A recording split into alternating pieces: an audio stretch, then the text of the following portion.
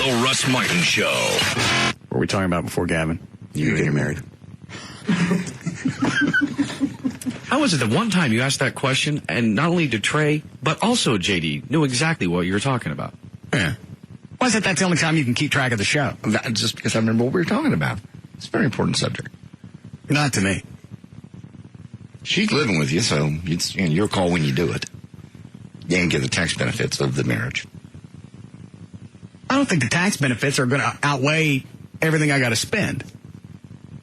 Well, I mean, you'd be looking at engagement ring, wedding, honeymoon, $50,000. You don't have to go that high. You just named 3 things in a row that he'll never want to do. Yeah. That was damned impressive. Yeah, you might as well throw in a Rangers game. Deep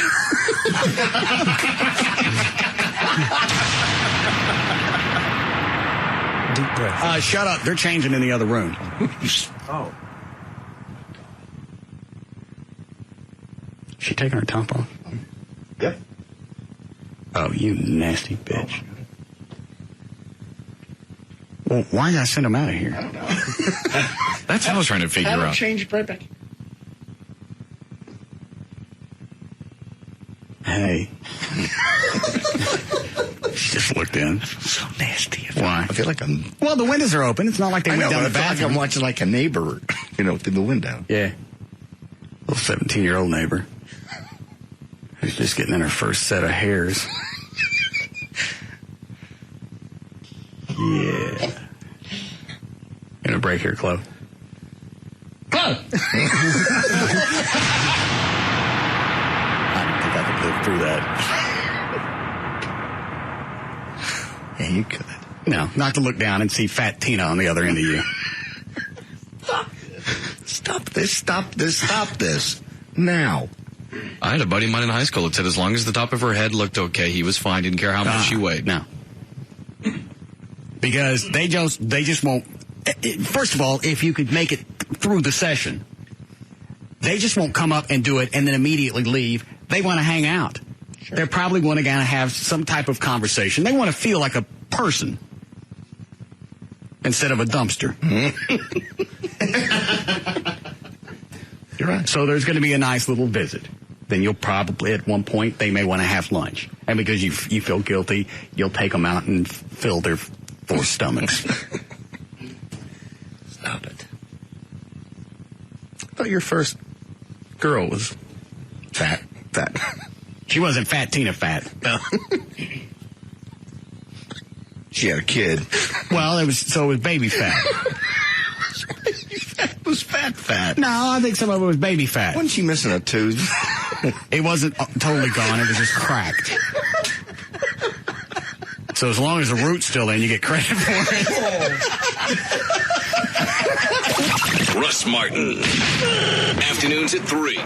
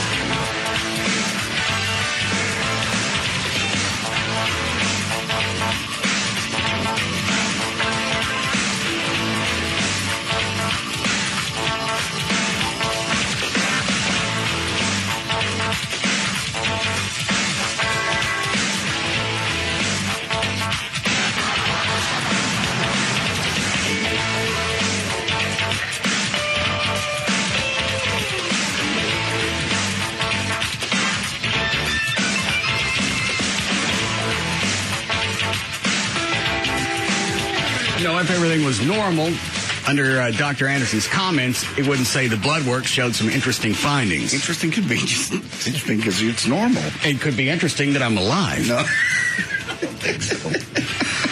No. Everything's normal. If I had cancer or something, you think he'd call, right? I believe he'd call, yeah. He'd probably want to even actually see you face to face, and you're not going to get it in an email. Dear I just Cancer got Boy. I just got the Subject line. Hey, Cancer Boy, what's eating you? I just got the blood work in via email when I walked into the studio. Okay. I don't know what any of this means. It just has a range, and it just shows if you're high or low. All the numbers. Straight down the Let's see what the comments say. Blood work showed some interesting findings. The cholesterol level returned borderline. Considering your HDL, good cholesterol, was so high, this is really not that significant. There you go. See? Perfect. The blood sugar returns about 5 points higher than the cutoff for normal 100. This is odd considering you eat a diet very low in carbs. We're a very strong family history of diabetes. It could signify a predisposition towards developing this if you were not exercising regularly and watching the diet. It's not in range where I would suspect it is contributing to any of the symptoms you have been experiencing. What does that mean? What have you been experiencing? I don't know what I told him. Well, that would be kind of the operative here. No, that's not influencing whatever you told him. Do you have a history of diabetes in your family? No. I think both my grandparents, now my grandfather on my mother's side had diabetes, but they were both more morbidly obese dagos. Let's see, the blood pressure that you emailed, 126/85, is better than we saw here in the office. Not any higher than this. We may not need to treat this one. Sincerely, Dr. Robert Anderson. You're perfect. You're fine. Well, why is it I feel drained? That's one reason why I don't go on trips, and I just thought about this over the weekend. I don't want to get too far away from a bed. And how often do you nap? Let's say you have a day off. Or do you are you tired enough to nap in the middle of the day? It depends. Today I did, but on a normal basis, probably get up around 6 or 7. No nap. I can't imagine what's making you tired. I really did. Well, if I go to the mall with Amy with all the caveman jokes aside, I can walk around in there for 20 minutes. I got to go, or I got to sit down. I think that's a guy thing. I'm the same way. I can't go to the mall. Mall is just an energy. We've said this before. It's an energy black hole for guys. Well, even after, going to Fry's, after about a half hour, I'm tired. Really? I don't like to go into Six Flags because I just don't like walking. You don't like being around people, and you don't like heat, you don't like walking, and that's what you do at Six Flags. And you have ADD, and so it's exhausting when you're in mass. All right, but what about trips? That's just a phobia with you. I really expected more out of this blood work. I'd have taken cancer. At least there's some kind of treatment for that. All he gives me is a bunch of innocuous crap, and he ain't going to treat. There's nothing to treat. So why do I feel just kind of nonplussed most of the time?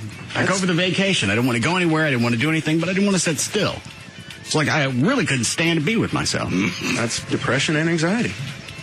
I was on vacation. There's nothing to be anxious about. No reason to be depressed. I had an entire week off. Really no responsibilities. Screaming at a few people, which actually is a lift. What would I be anxious or depressed about? But that's what they have to find out. Depression doesn't come and go just when things are bad or good. Depression is here to stay a lot of times. Even when you can be having some of the greatest times in your life, but you feel like blowing your brains out. Believe me, I know. So it's not something that comes and goes. Or you have to let have me a stop reason. you just for a second. Is this supposed to be a pep talk? I'm just telling you. Actually, I just want to know. Is this? I ask you again. Is this supposed to be a pep talk?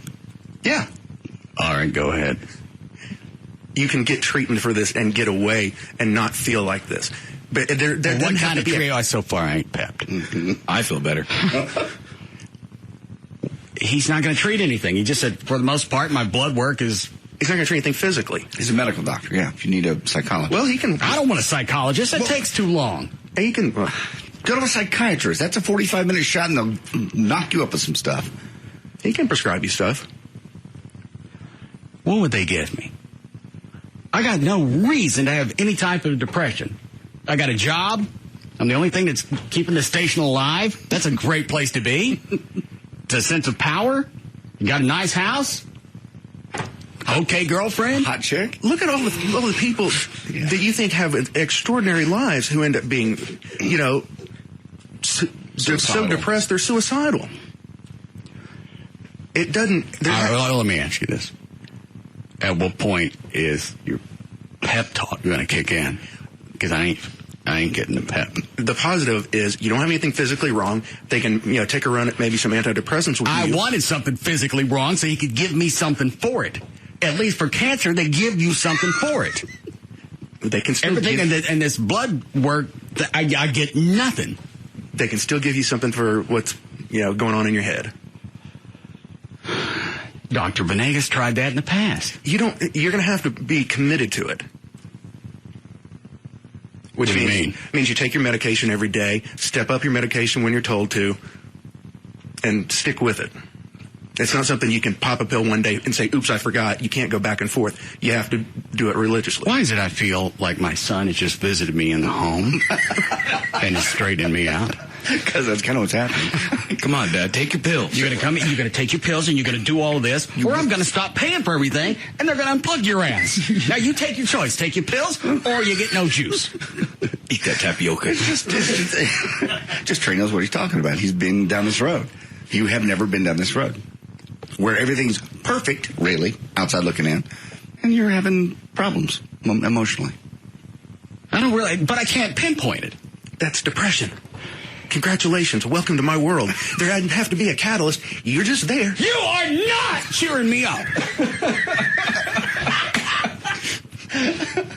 Hey, Vince, Mr. Lombardi, shush.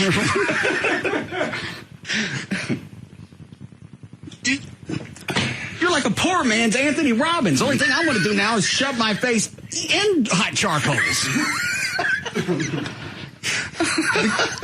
The good news is it can be treated. There ain't no good news. We've gone through a bunch of blood work and different things that Dr. Venegas tested me on. Don't tell me about taking my meds. I went through those different things with him. I didn't see any benefits. Well, maybe try a different drug or a higher dosage. He's a doctor of internal medicine. Really, that's his expertise, so he would know. No. Is that what a doctor of an internist is? Well, so is Anderson. It just says MD. I'm sure he's an internal. But, psychiatrists are really the ones that get into this.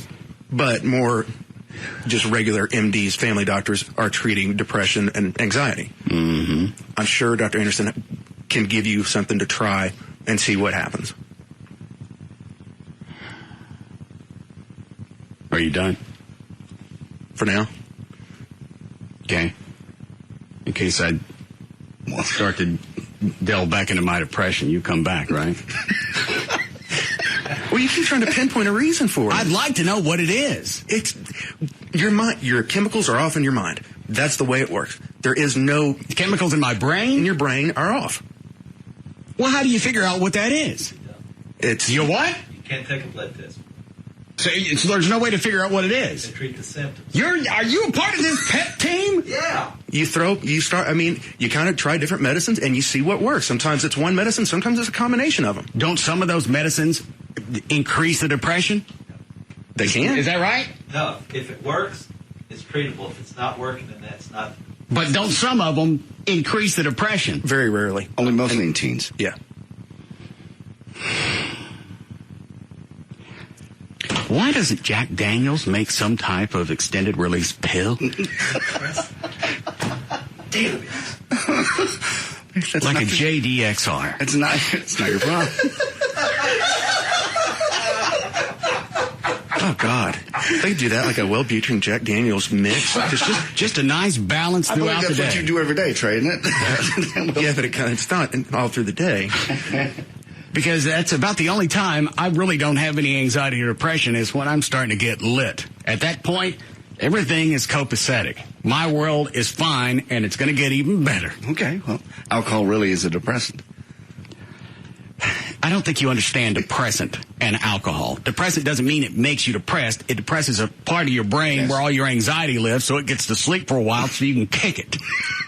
Doesn't mean it makes you depressed. And drink away. Then I can't function. That's true. That's why you take the other drugs that Trey's talking about. I don't know what he said. There are drugs that you can take. I'm too depressed to listen. That will help you. Try taking Wellbutrin again. I don't remember getting anything out of that. You only did 150. you need to go up to a higher dosage. 150 is the beginning. It's a loading dose, basically, and you never got past that. How come Venegas never told me that? Because he was him.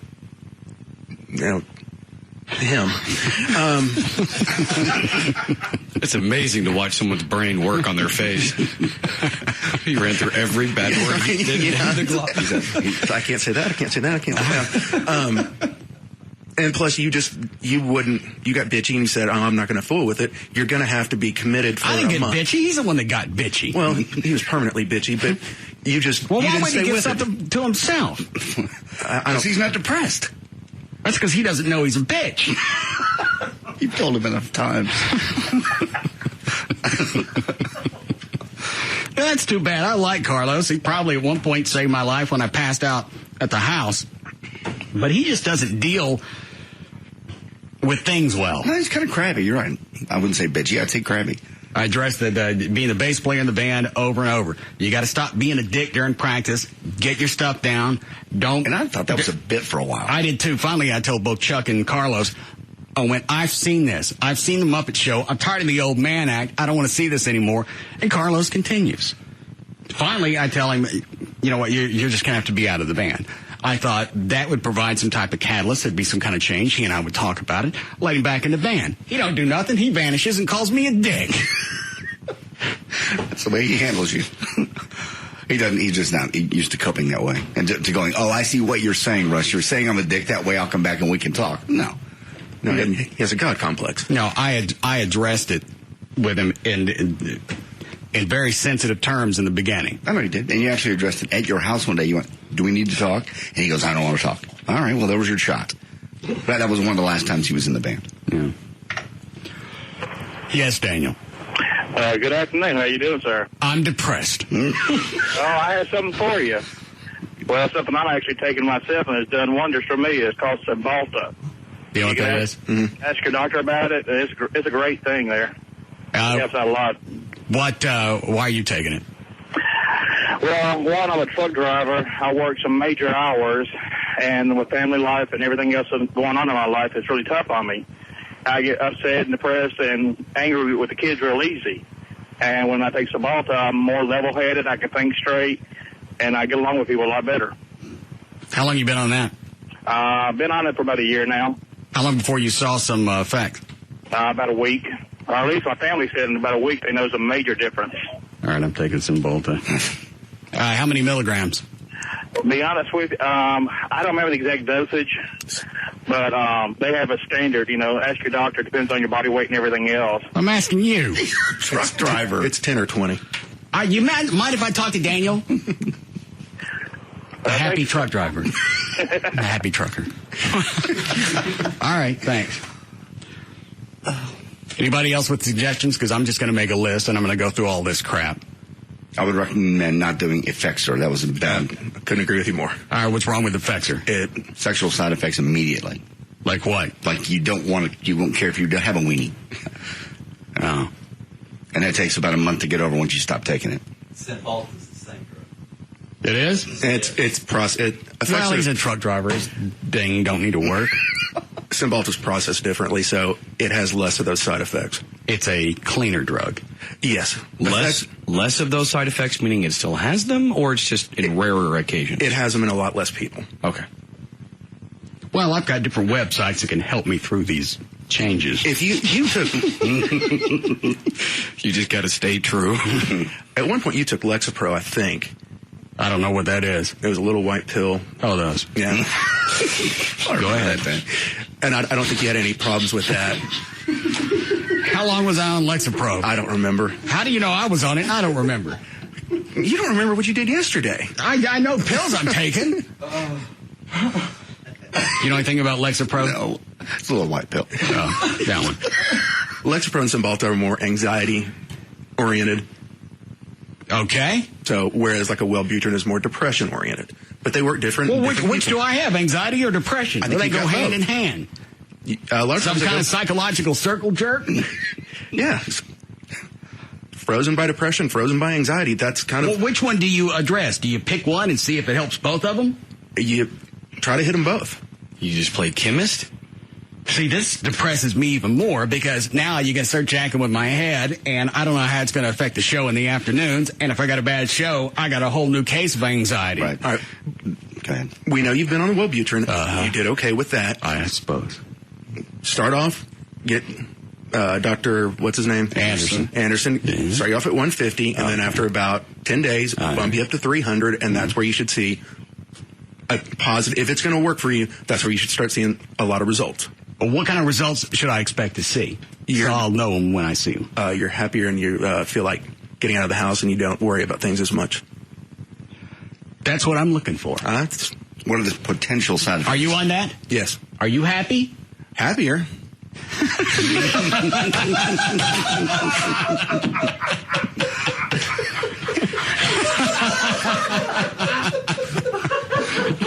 I love honesty. Yeah.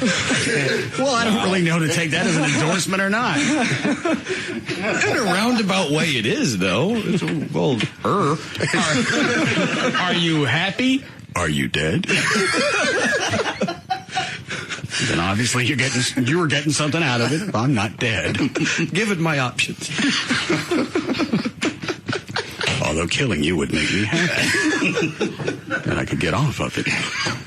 Because Trey talked about killing me before. Yeah, he did, actually. Was he just thought about it? Or No, he actually planned it out. He was going to hide out behind my garage, wait for me to back out, and pop me with a shotgun. What had he done, Trey, to make it? Was that just a general? Do you not remember when I left the show? Yeah, I do. Yeah. Okay. That was then? Yeah. Okay. What gauge? Double barrel 12. I knew you knew the answer to that, and that frightens me. Not just a 12 gauge, but 2 barrels of it. Oh. And were you planning on using both barrels at the same time, or was this going to be a phase? Well, it's over under, so you do have to pull it twice. Oh. All right. But you're on your meds.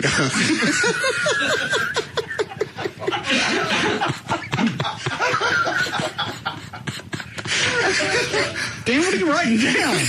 All of them. I'm just trying to keep up, man.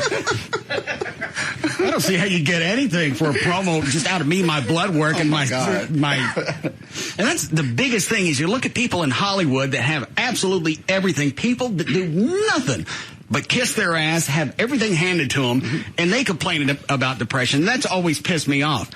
I got no reason to have any anxiety about anything, and that's actually pissing me off with myself. That's what Trey was saying. Exactly. It's chemical. It's not situational. There's 2 different kinds of depression. I haven't always been this way, so what's changed? As you get older, do the chemicals in your brain change? Absolutely. And the fact of the matter is that highly functioning, highly creative people are more prone to depression. Look at artists and everyone, that kill themselves, OD, everything else. That comes out of depression. They're chasing that buzz with drugs. Trying to numb it. Whereas the guy filling the bags at the Kroger, happy as a lark. Well, he's got to do nothing. Every day he knows. He goes in. It's as big of a challenge for him as this is for you. The eggs go here, and it's okay to put the bread with the eggs. He's happy as he could possibly be. He's drooling on your bread. I don't think all bag boys are retarded. I didn't say that. I'm just saying if retarded people seem to be happy. You see very few of them that are just really depressed. That's God's balance. Yeah. He made them retarded, and as a result, with that handicap, the payoff is they're always happy. There's no anxiety. There's no challenges. It's just an absolute day of joy and dribble. And on the other side of that coin, as Trey just said, highly creative people are delicately balanced in the depression category. I get cash to be retarded. Oh, this show would kick ass. Because we're almost there some days. You can just be retarded and I could have a stroke. Oh, man. You can turn every other channel in this town off. There's nothing to worry about. There's really no anxiety. You don't really care how your life's going to end up. What do you care? If it ends tomorrow, big deal. I'm retarded. Been a hell of a ride. I'm 21. I die tomorrow. Well, I was retarded. I don't really care. I don't know any different. Oh, I'm retarded. Philosophy of the Russ Martin Show. What philosophy did you glean from that?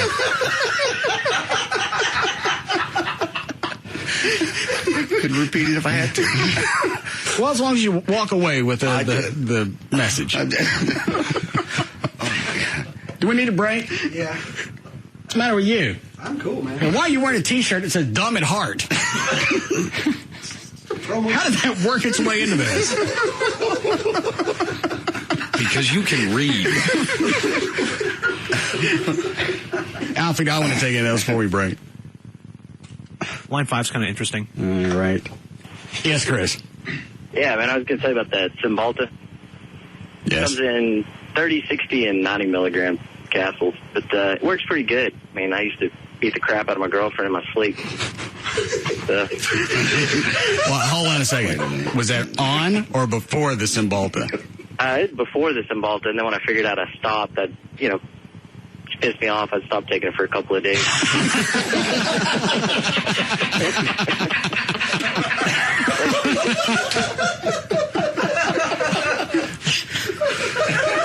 And I'm sure that wasn't necessarily so he would beat her, but he would just tell her, I'm off the Cymbalta. Sweet dreams. You got anything you want to say? I've done that before. What? You tell your girlfriend, I'm off my meds. No, my ex-wife, one time, I apparently, on occasion, I had a tendency to elbow her in the head while I slept. And the first time she told me, she said, "Do you realize what you did last night?" I said, "No." She said, "You elbowed me in the head last night." So I asked her, "What'd you do?" That's not the same as some guy threatening his girlfriend. I'm off my meds. We need to have any discussion. Bring it. You know, his could be more premeditated. Mine was just a happy accident. Oh, line 2. People getting beat up on drugs. Yes, Jesse. Hey, what's up, Russ? Yeah. Hey, I got a suggestion for my wife. Is she's been on Paxil for the past couple months, and it's done her wonders. She used to throw plates and bowls and pretty much anything she can get her hands on. Hit me upside the head. I got a mental warrant out for her, and got her admitted to Timberlawn. And they put her on Paxil, and she's a completely different woman. Non-violent, completely chilled out. Paxil seems like it's going to be something a little more potent if you're trying to treat somebody with those. Was she bipolar? Is she bipolar? Yeah. I think so.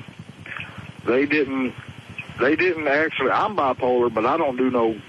I've never done anything like that to her. No. But they didn't actually diagnose her with the bipolar disorder. No. So she how long did she have to be on the Paxil before she zoned out? She felt it after about a week and a half. Then I noticed some real dramatic changes. Was it a stair-step thing? Did she drop down to Teflon? And then Tupperware, and then she stopped altogether?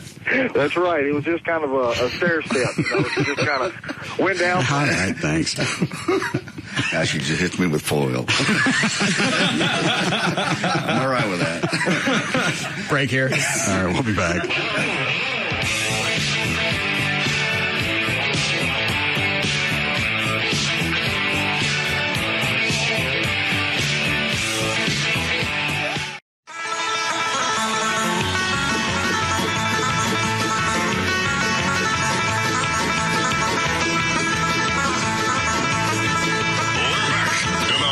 Martin Show.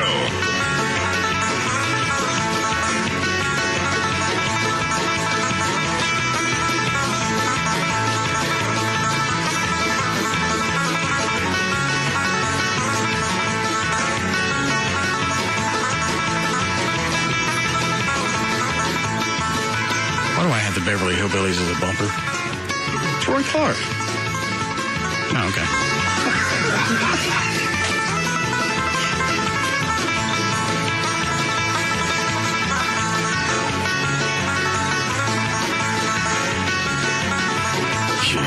God, what?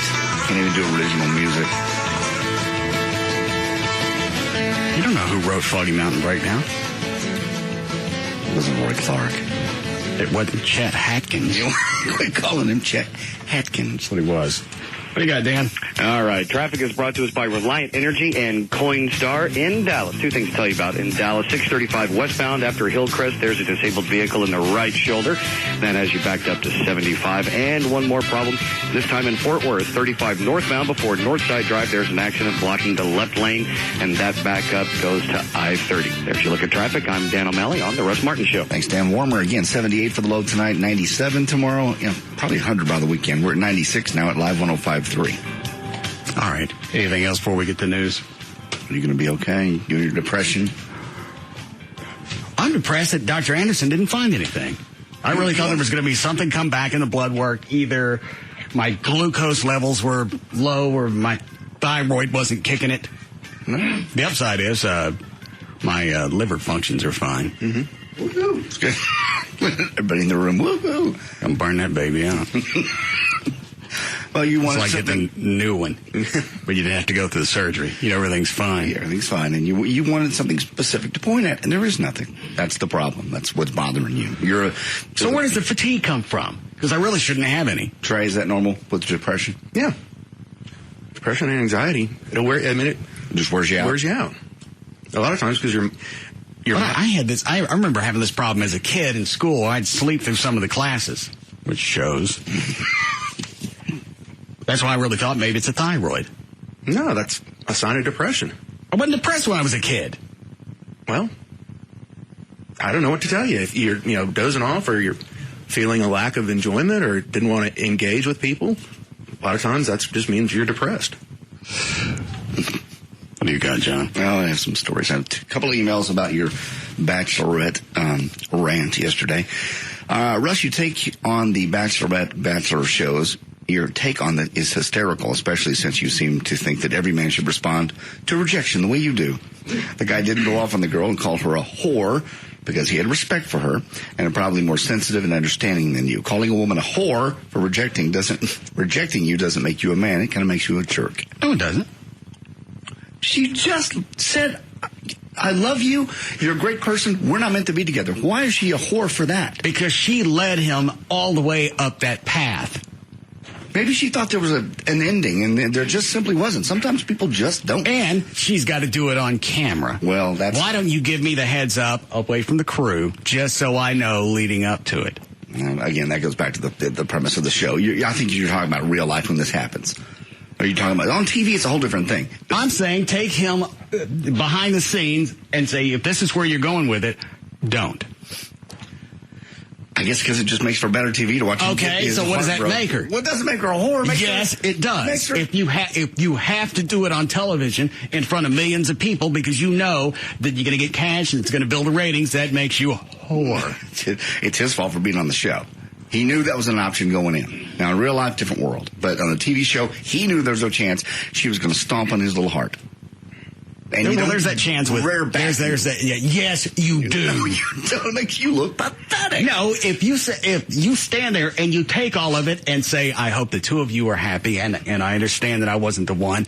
You've got no self-esteem. Stand up for yourself. Don't admit that. Yeah, she's right, and this guy is a better one. It just makes you look like you're self-secure. I'll find somebody better too, then, sweetheart. I understand. You go off. No, you can't. There's no way to rehabilitate this situation because she's turned you down. Yes, but again, so at least stand up for yourself. Don't give her best wishes. Stay in touch. Every time you let her walk you back out to the car, unless you plan on strapping her to the hood. Every time you meet somebody after that, you're the guy on the show that wigged out and lost your mind. No, you don't have to. He's a whore. That's what you're going to be known for. I would rather be known as the guy that wigged out as opposed to the one that just had my spine dissolve in front of the entire crew. Well, I have to disagree. I've fallen in love with someone else. You love someone else? Okay, I'll give it to you up until that point. After that, you don't start asking, who the F is it? Where is he? Is he going to propose now? I'm going to stand here and I'm going to wait till he proposes. I'm going to watch this. I want you to tell me in front of him. That just looks so sad and insecure. You've lost your mind. A little girl just made you lose your mind and break your heart. You never let them know. You are taking care of yourself. Let them know. It's taking care of your inner child. If you sit there and you let people beat you down and wish them the best, you've got no self-esteem. Yeah, I look at that. The only person who's going to take care of you is you, and you better do it now, especially when she's beating you down in front of everybody else. Well, here's somebody else that actually agrees with you. I love what you had to say about the Bachelorette show, and it got me thinking. You should do your own version of it. A real bachelor, bachelorette, where the people say exactly what they want to, and none of this pansy crap on the TV show. And you could actually come up with updates on the air along with the rose ceremony. Think about it, boss. Wouldn't have any problem getting that on cable. Oh, no, You no. can shoot it and webcast it. Yeah. You just call it the whore. No. And for the guy, it would be the bastard. Come up with our own little version.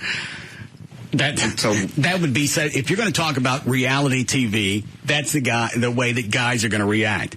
Some chick tells you, if you've committed yourself that she's your soulmate, you've gone out, you bought the ring, you've done everything emotionally that you think that you can do, and she blows you off on national television, you don't just say, you found somebody else? I wish you the best. And I don't wish her the best. I want everything to fall apart. and you would. I want both of you to get jobs as coal miners and die from mesothelioma. And you would make the perfect host for that type of I want to be scenario. a host. I want to be the guy. Okay, well, fair enough. But the reason why I say that is because if you're there and there's a similar situation where the guy's like, oh, you're not picking me, that's where you would come in as the host and take, don't you stand back and take that like that. You tell her what's on your mind. Leaving this set, you stand up and tell her she's hard. That plane can move. You don't tell her, I'm going to take over from right here. Exactly. You start asking questions, you tell her exactly how you feel, and you tell her that you think you've been betrayed. And you better call her a whore. Because that's the name of this show. All right, when do we start production? Are you going to take that polo shirt off, you're going to put on this wife beater, and you're going to get to business. Put on his wife beater and TCB, man. But I love her. I just wish her the best. Would you... Shtick aside, is that the way you'd react? In real life, if somebody turned you down and she said, I'm falling in love with you, but I've fallen in love with somebody else, you're going to be that complacent about it, that passive. It would hurt, but I'm not sure I'd let her know that it hurt. I mean, it's obviously... You've already proposed to her. You've already professed your love. You've already said you're my soulmate. She knows it's going to hurt. You might as well give her a money's worth. TCP, man. Well, because I've done it both ways in real life. I've railed on them and said horrible things to women on the phone as well as in person. All right, so you've done it both ways. I've done it both Which ways. one felt better? Obviously, telling them they're whores feels a lot better. Tell them also you got a video and you're going to send to their parents and they got a crappy boob job and their ass is growing anyway. I didn't want any part of you. F you. All right. That felt better. That's the way to go because you're taking care of yourself. I guess. She doled out some pain. You're just going to reciprocate. I'm just paying you back. You're right. You're not good enough for me. Here's what you are, though. Yeah, I stood with you this entire time, decided to go ahead and propose, even because of all of your flaws, and you turned me down. I can't wait. Who'd you turn me down for? A professional what? He's a snowboarder. Snowboarder, yeah. You ditched me over a professional snowboarder. It's an exciting life. He's got sponsors. Who's stupid enough to pay a snowboarder? Well, he's got sponsors. Who pays him that? Well, I don't know exactly. He never told me. But I know. Doesn't he have a bunch of stickers on his snowboard? Yeah, the people that make the snowboard, they support him, and a lot of folks. And you think you're going to have... He drives a nice car. You get right now, well, what's nice? He drives a Ferrari. It's beautiful. It's probably leased. He saves 30 to 40%. Did we keep the audio from The Bachelor from yesterday? Yeah. You want the projection? 81. Yeah. Where is it?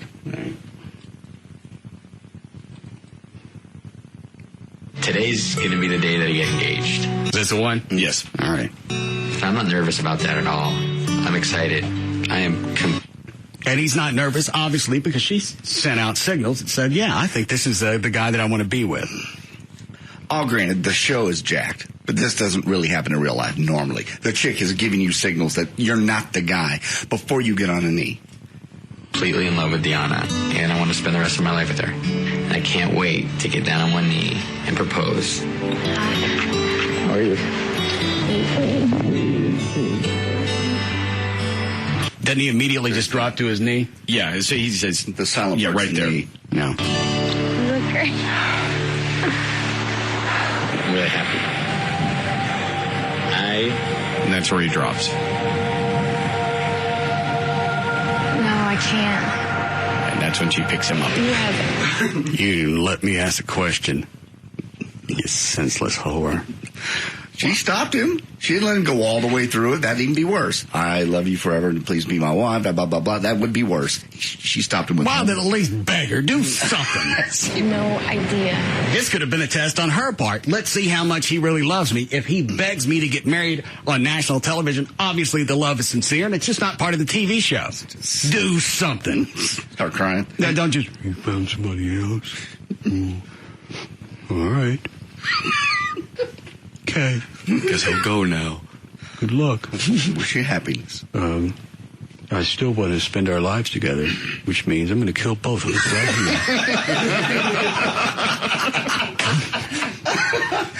here. It's my little solution. The way I get what I want, and you get short-sheeted. How much I care about you. You're this amazing, perfect person that I've never... And this doesn't do any good as far as any type of consoling. There's no consolation in this. You're a perfect... Don't tell me what a perfect guy I am. Tell me all the crap that's wrong with me. Don't make me out to be this saint and then also point out I found somebody better. But that's the only thing you can do to try to make somebody feel better. Point out their positives. They're not going to feel any better. No, there's no feeling better at this point. He's heartbroken. I had in my life before. I know that my life would always be good with you. And she tells him, I'm falling in love with you, falling in love with somebody else. And the guy that ends up proposing, she accepts, he heard that. Why are you going to propose to some chick that just said she's falling in love with some other guy? Falling in love, I guess, was her idea of she's saying, I'm falling, but I've already fallen. So you were close. Yeah. Do you feel, as the other guy, like you've won? Yeah, you're clearly the better man between the two. I mean, if there's any victor in this show at all, you're clearly the winner. All right, and you would address this with joy. How? I've decided to stay with you for my entire life because I've fallen in love with you. I've just rejected someone that I was falling in love with. You react how? I don't know. I really can't put myself in that position. I was just trying to think where exactly I would push her into the pool. Or deep, shallow. If shallow, they're going to struggle for a while. Deep, that goes right to the bottom. Hey, it don't matter which end of the pool, you drain the bitch first. That I would always be safe and that I could depend on you. And even though I'm falling in love with you, I am in love with someone else. You're in love with somebody else? I just saw the million similarities.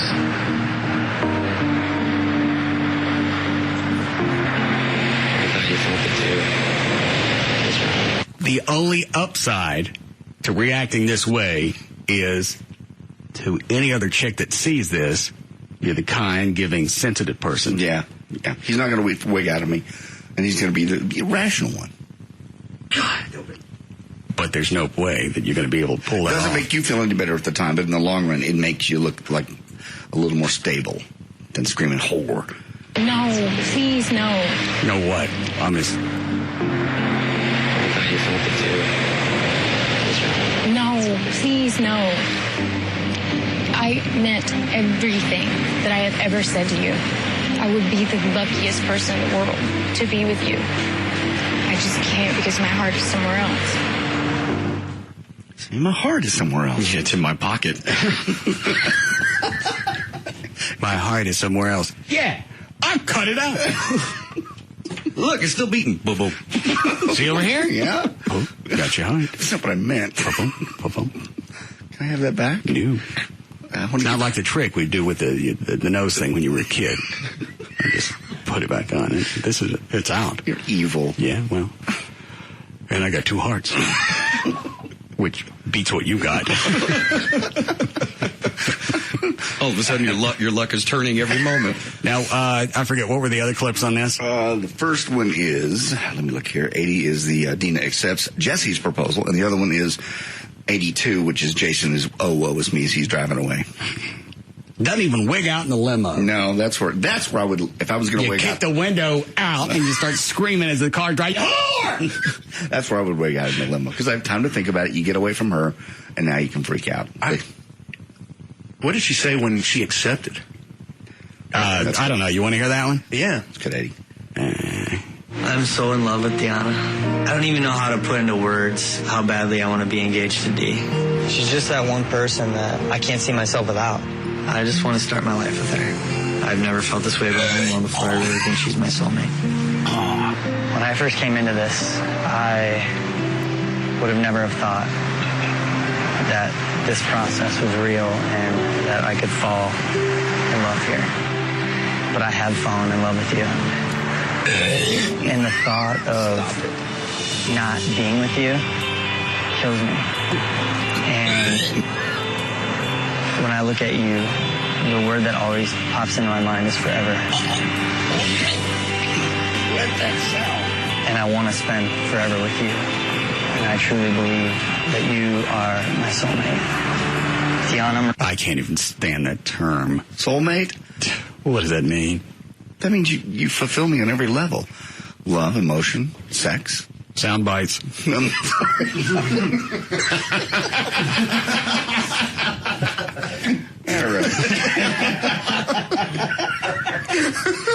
That's a term that people throw out just so I don't have to explain to you really what it is that I think makes us a couple. I just say we're soulmates. It covers it all. I ain't got to talk to you anymore. That's not true at all. That's exactly what it is. Some people soulmate doesn't mean anything. Nobody is really anybody's soulmate. There's always going to be somebody that probably was a better fit down the road. You just got tired of looking. Wow, aren't you just Mr. Cynical? Jesus. That's reality. That's not. It is. You think out of the 5 billion people on this planet, you were lucky enough, all the odds to find your soulmate. Your soulmate. It does happen. And I'm going to assume when people use that term, they mean there is only one soulmate for one person. Thus the term soulmate. I understand. It's a term of endearment. It doesn't mean, obviously, among 5 billion people, there's not somebody else I could get along with. Well, that's what I just said. Have a good time. No, clearly. But it's a term of endearment. It's like, I love you forever. Well, there's no way to prove that. Prove it. I can't. It's just a soulmate. It's just the other guy comes running back up. I can prove to you that I'll love you for the rest of our lives because I'm going to kill us both. It's going to be a very short time. And if this guy is a part of the team, I don't mind taking him out as well. You two seem to get along. In fact, I'll kill him first to use him as an example of my love to you. Will you spend forever with me? Yes. You have no idea I would not be okay if you weren't in my life. And I love you. I've waited so long to say that. I love you. I do too. What's with the face? You say I love you to Amy. You know you do. And you kiss her and you do all those loving things. I know, but it's not to the point of absolute putrefaction. What do you do? How do you walk by, slap her on the ass and go, love ya? Is that as deep as you get? She leaves to go to work every day. I hug her and I go, I love you. That way if something happens to her, I don't feel like a dick later. It's the only reason you say it. You ever have moments you just lay together and stroke her hair and just say, I really do love you? You mean the world to me. I know you put up with a lot. What? You've never had that moment. No. And that works? Yeah, really good. Okay. You're in her pants. I'm already getting her pants. I thought if you just met him, you say that. While they sleep? Sometimes. Well, we already know what JD does to chicks when they're asleep. All right. Let's not go down that road. I don't want to wake her up, so I'll just go ahead and I'll satisfy myself. Well, look at that. She sleeps with her mouth open. That was one chick, and she did sit with her mouth open. Open up just a little more. No, no way. And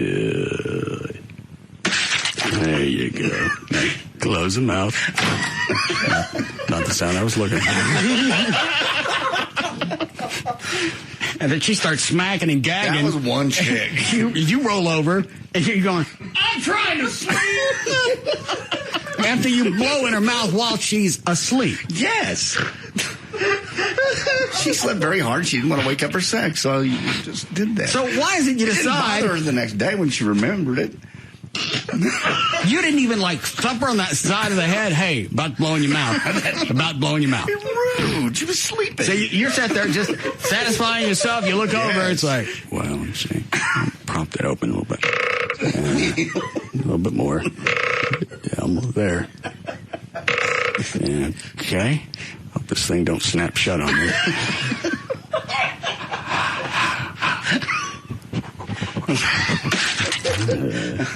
Close it. All right. Yes, that's exactly how it occurred, actually. She didn't mind. And the things that you've done to chicks while they're awake. Oh, please. Where did this go? How do we get from Bachelor to You're talking this? about the way that I treat women. Yes. There's nothing I've done that comes close to the way that the things you've done.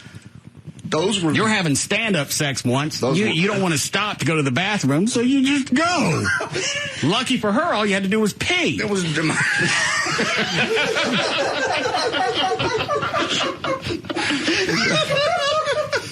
Those were my drinking days.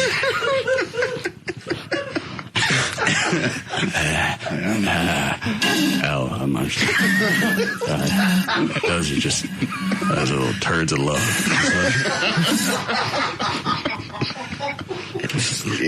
At the moment, didn't want to stop. We were at a park, and it was like, what are we going to do? The moment will be gone. It's playing our song. Hershey Love Kisses.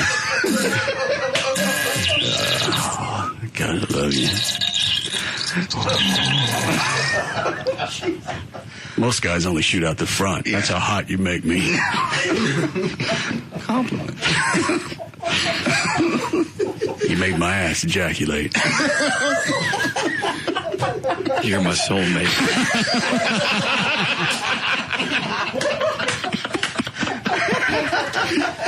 Do we need a break? Yeah. All right. We'll be back.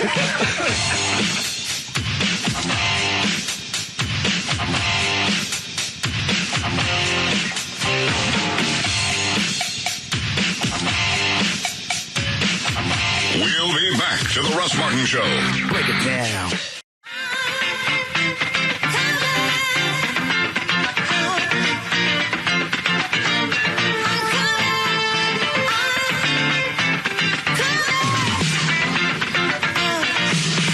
We're back to the Russ Martin Show. Call Russ, who is impervious to all that surrounds him. Now, 214-787-1053.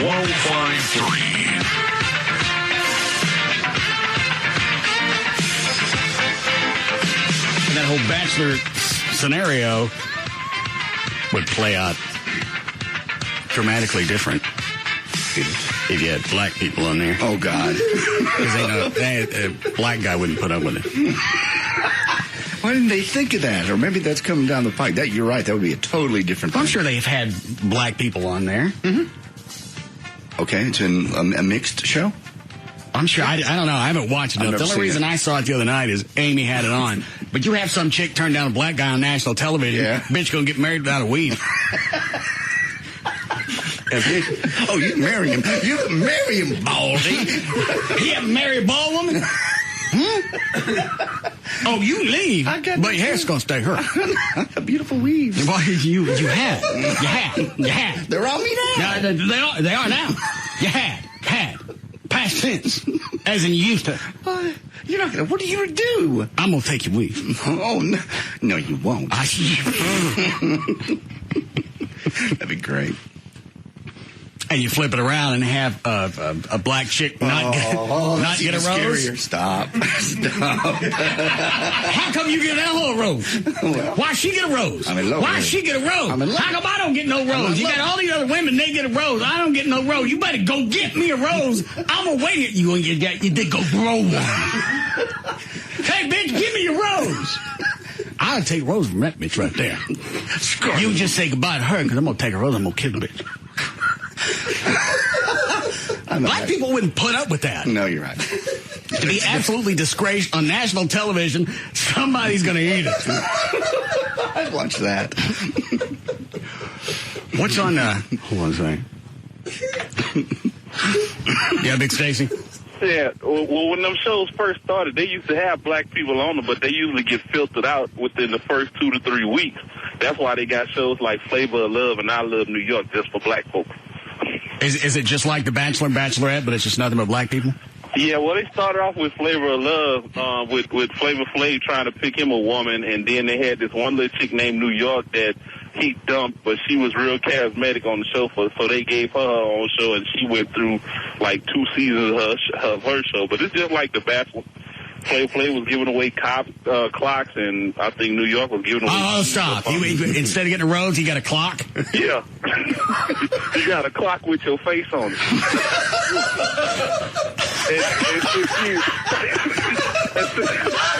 Since he couldn't... So hold on a second. Are you jagging with me? I'm serious. Well, hold on a second. How big of a clock? It's a normal size clock like the ones he always be wearing. I don't know what he wears. It's a wall, like a little wall clock or something. And he gives them that. Yeah, he gives them a clock to wear. Now, with a picture of their face on it, does he mash their face in the clock? No, he have a picture of their face on it, and when he gives them the clock, he tell them, you know what time it is. What time is it? It's time for them to stay, I guess. And if you didn't get a clock, your time was up. How come I haven't seen this one? And since he couldn't remember their names, he'd give them nicknames like for whatever they look like or whatever they do, like Hottie and Hoops, and he had 2 twins on the last show, so he called them Thing 1 and Thing 2. Is this out on DVD? Yeah, it's out on DVD. It's got a website on VH1. And it's still on the air. They show reruns, not a season over. I think he did his 3rd and final show because in the last show, instead of going with one of the girls that he picked, he decided to get with his last favorite mama.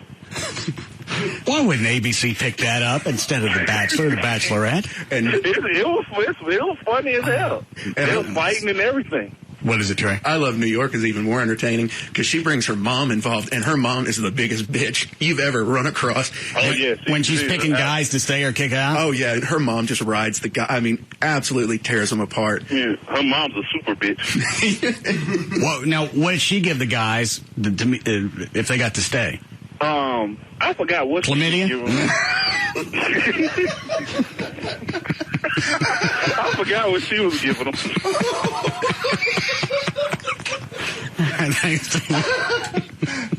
What channel was that on now? New York? Is that VH1? I'm going home right now. Why did you tell us about that one? I thought you knew. That's been their whole Brett Michaels, Flavor Flav. I've seen the Brett Michaels thing. That one, I don't know why that one comes off as pathetic. I think maybe I've seen the who's the guy with the clocks? Flavor Flav. I think maybe I've seen that one. I've seen clips of it on the Talk Soup. I've never seen the whole show. How did he decide he was going to give him clocks? Well, that's always been his trademark deal as a rapper. Is he always had a clock around him, as a necklace. So that was it's his deal. Now, how did the chicks react that didn't get no clocks? Oh, they'd go nuts. In fact, there was one scene where one of them didn't get one, and she got hauled off, and she spit in the other girl's face. Who got a clock? Yeah. And they got in a fist fight, and weaves came out. And ABC, you're idiots. Hold on. Which one of those lines? Line 2. Yeah. All right. There's something on CNN. Dan, see if you can find this online. Jesse Jackson said something about Obama off mic, and he thought that nobody heard it. I don't know what it is. Line 2? Yes, Terry. Yeah, last season, one of those girls on the Flavor of Love show took a dump on the staircase. Oh, yeah. Here in the show. Yeah, swear to God. Was that because she didn't get a clock, or was... That was in the whole middle of the clock ceremony. You could see her ducking. I got it. All right, sorry, guys. Y'all have a good day, man. I forgot about that. How could you forget about that? She was a fat chick, and she couldn't make it to the bathroom. Well, was she doing it because she was pissed? No, she just lost control. And then she wouldn't. Well, why was a fat chick on the show anyway? She wasn't going to get no clock. They have all types. There was a bit. I didn't get no clock. No, you didn't. But here's what I think about yourself. That's my stairs. It says, is this new coffee? Yes. Oh, stop. Here's a Timex. Quit. I don't want no Timex. You get this Scotch Carter because it looks like it's beaten up. Well, next season. Look at that Berber. Looks like Berber. Let me see the rub in. Yeah, that's Berber. Any rooms in that place with shag? I like to shag. They even had a midget. That was one of the contestants? For I Love New York, yeah. A midget guy? Uh-huh. Did he get to stay? He stayed for quite a while. In fact, he's on there. They're doing a new show now, taking all the real oddballs from all these different shows, and I think it's called I Love Money, and they're all putting them against each other to win like $250,000. Why waste 2 seconds watching this piss on ABC? I have no idea. When you got fat chicks taking on carpet on VH1? So she wasn't mad. She was making a run. I'm pretty sure if I remember correctly. Yeah, it was just because in my mind, you ain't gonna get no clock. No. If you don't know when it's time to. Yeah, I don't think she'd fess up to it for a while, too. How do you miss it? You're on the stairs. I don't think it was during the ceremony. I think she was just trying to make it upstairs. Oh. I can't remember if she was drunk or not. But it was... All right. Dan, did you find anything on CNN? There's a couple of reports about this, about the story about supposedly what he said, but no one seems to have the actual clip of it. Oh, hold on. But what I have found is that supposedly Fox News has the clip, and they're going to be airing it tonight at some point. All right. Everyone, thing on CNN. Thanks. And since you're a little political news now, and the Reverend Jesse Jackson is apologizing for, quote, crude and hurtful remarks he made about Democratic presidential candidate Barack Obama. Reverend Jackson says he was trying to explain that Obama was hurting his relationship with black voters by recently conducting, quote unquote, moral lectures at African American churches. With a fellow guest at Fox on Sunday, he asked about Barack's speeches lately at the black churches. I said it can come off as speaking down to black people. The moral message must be a much broader message. What we need really is racial justice and urban policy and jobs and health care. There's a range of issues on the menu. And Frank, I hope whatever he said is a lot worse than what I'm thinking of. I think that is his basic urban policy position. No one else has put one together except him in this situation. And then I said something I felt regret for the crude, but it was very private.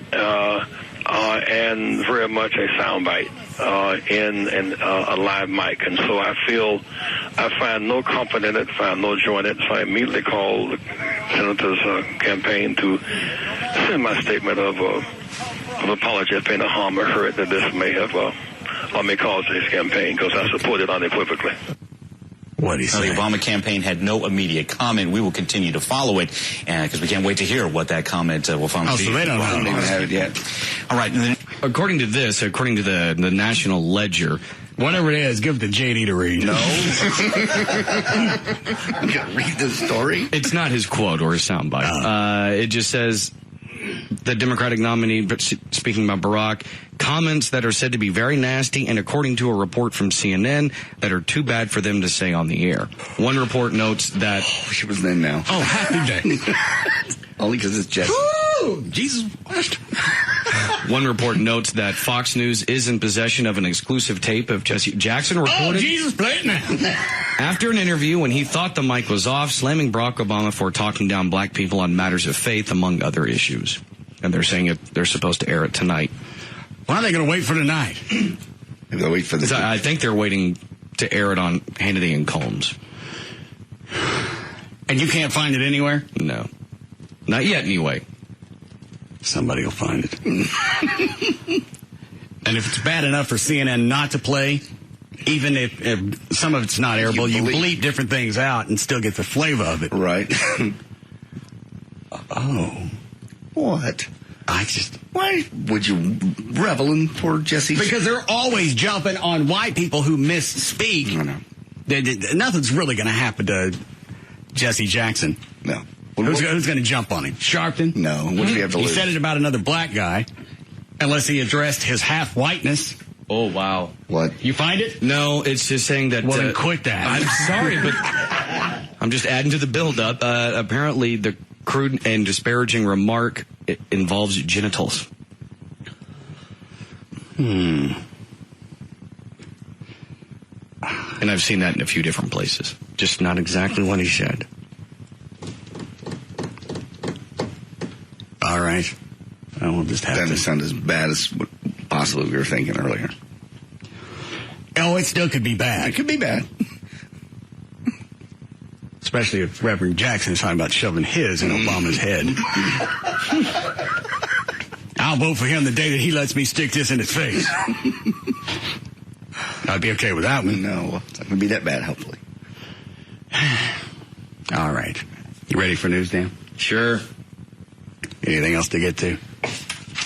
This is just a weird email. Hey, Russ, the station has been promoting a bowling event. I didn't know this. That was supposed to raise money for the foundation. Are you going to be there? Or are you going to bowl on a team, boss? I don't bowl.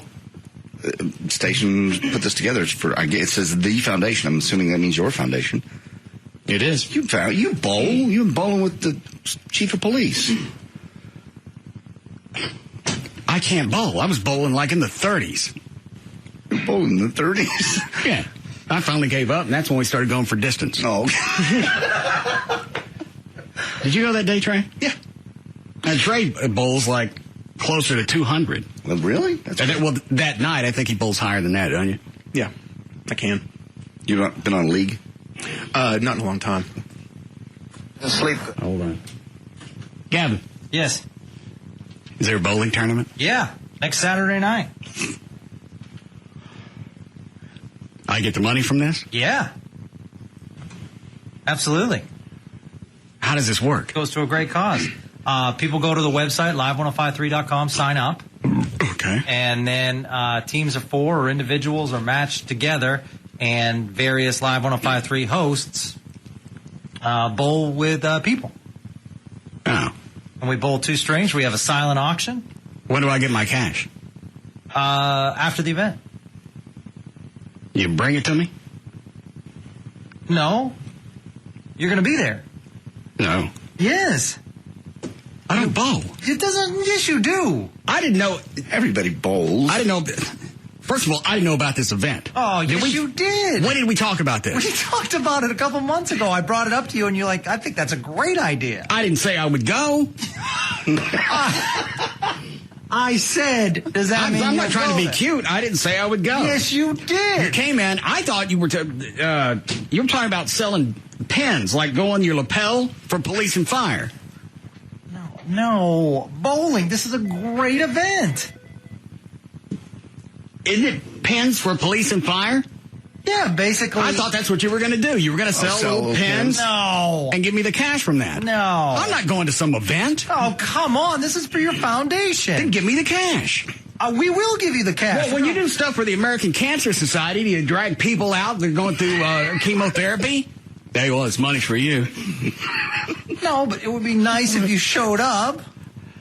I didn't know it was an event. I thought you were just going to sell pens for police and fire. No, you knew this. I didn't know. How would I know? You came in and said something about pens for police and fire. Is that a good idea? I went, that's fine. It's a tremendous event. It's going to... I mean, is it something you did in Vegas? No, we created it on our own. Go with the head, Bob. You're doing that. No. Well, how do you know it's going to be a tremendous event? Because we've gotten a huge response from our listeners. A lot of people want to bowl with various people. We're going to raise a lot of money. Well, then there's no reason for me to be there. Of course there is. Have you already signed everybody up? Yeah, there's a bunch of people signed up, yeah. How many people? How long is this thing going to go? Where is it? It's at... I'm not going. Wait a minute. It's at 300 in Addison. It's close to your shop, so you can just on the way home peruse by. My shop is in Plano. Yeah, Plano, Addison, close. No, it's not. My shop is at 217 Coit Road in Plano, in the Sam's parking lot. No. I don't know where 300 in Addison is. It's Beltline Road in Addison. It's just off Beltline. Okay, that's not near my shop. It's probably about... My shop is at 217 Coit in Plano. No. Quit with the plugs. This is great. It'll be a lot of fun. Why would I have to? What time does it start? It looks like we're going to probably do it, the whole thing, 5 to 9. It'll probably be shorter than that. How do you win? You don't. You just bowl for a great cause. How do you get money then? Because each person signs up and they pay $25. And what do they get in return? They get to bowl. They get shoes to wear. So they get really... How many games do we get for $25? I think each people are going to play about 2 games. I don't understand the draw to this. The draw is that it's a great time for a great cause. I meant the draw for me, because I ain't going. Oh, the draw is it's a terrific event. We're going to have that silent auction. We have amazing items. What do we have? Oh, we have I just got Robbie Knievel to sign a Captain America motorcycle helmet, so he signed that. We have a Tony Romo autographed football. We have a Jerry Stackhouse signed jersey. We have that Henry Winkler leather jacket that he signed. I mean, that's huge alone. I'm going to bid on that. Who's Jerry Stackhouse? Plays for the Dallas Mavericks.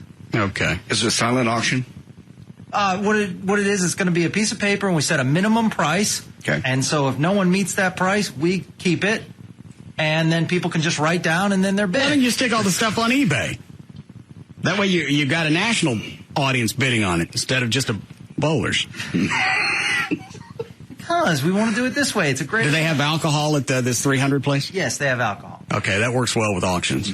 But why's it got to be silent? Why can't you just... It's not silent. It's public. I mean, there's going to be a list. People can write down their name. That's a silent auction. It's a silent auction, yeah. But if nobody's going bid on it, Yeah, you want to hold something up. You want to get people drunk. That's where the testosterone starts flowing. Because that's when I bid $1,500 on some painting of a dog with no eyeballs. I've seen this done. Because I was toasted. And you get people that line up behind people, and once person writes down... There's no tension. There's no testosterone. There's no competitive nature to a silent auction. You got to get an auctioneer, have them hold the things up, start the minimum bid, whatever the bottom line is that you want for it, and go from there. That's what people get off on. Silent auction is something you do at art galleries. You do whatever you want. I'm not coming. Yes. I approved the event. I didn't say I was going to go to anything. Oh. And you didn't pitch it to me like it was some bowling tournament. You just said pins for police and fire. Okay, fine. It's hip. It's cool. It'll be fun. We'll all bowl. We'll have a great time. You say hosts are going to be there. Who all is going to be there? You, Dan, Trey. When did I get asked? Oh, my God. I said... Does anyone check their email? Does anyone listen to me? No. Oh, I sent an email out. That said what? Please mark this on your calendar. Flo, did you get it? I did not. Trey, do you know anything? Nope. Damn. No. Did you get it? Did you send it to our CBS accounts? Because none of us looked. No, I sent it to your personal accounts. I saw some kind of release, and I just saw pins for police and fire. Went, okay, he's going to start selling these things. I didn't read it. I'm not going. My weekends are very valuable. Oh, jeez. Well, so are mine. You set this up. Well, I need hosts to bowl. And even if you don't bowl, I mean, just showing up and saying hi to people, that would be great. I say hi to people a lot. Oh, God. Who? People I happen to meet. Where? Along the street. Don't sing the rest of the song. I don't need to go to this event. Yes, you do. Mm-mm. Yes. All right, when is it? Next Saturday. This Saturday? Next Saturday. Well, next Saturday is this Saturday. That's the next one that's coming up. A week from Saturday. If you can't be more decisive, I'm not going. A week from Saturday. All right, so about a week and a half. Yeah. All right. Yeah, we have a great turnout, and if people can't sign up, they can still show up. Totally open to the public. Bid on some great items. We're going to raise a lot of money for the foundation. I don't think we're in town that weekend. Yes, you are. The band's playing. No. How's the band playing? What? Where are we playing? Saginaw County Fair. Oh, God. You finally hooked that deal? I've been chasing that one like a old up pig.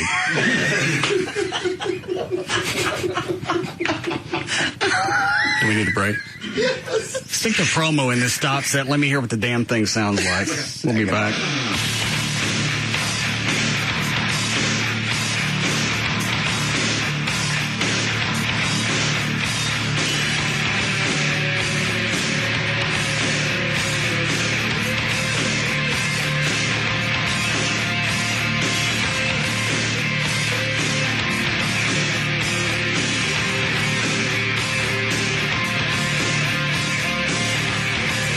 We'll be back to the Russ Martin Show.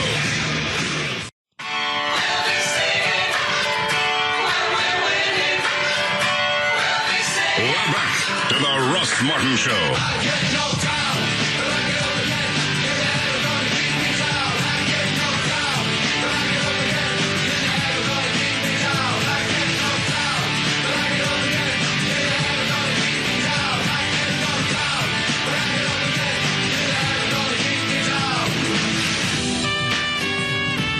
Set to go, Dan? All set. What do you got? All right. Traffic right now brought to us by Whataburger and Lone Star overnight.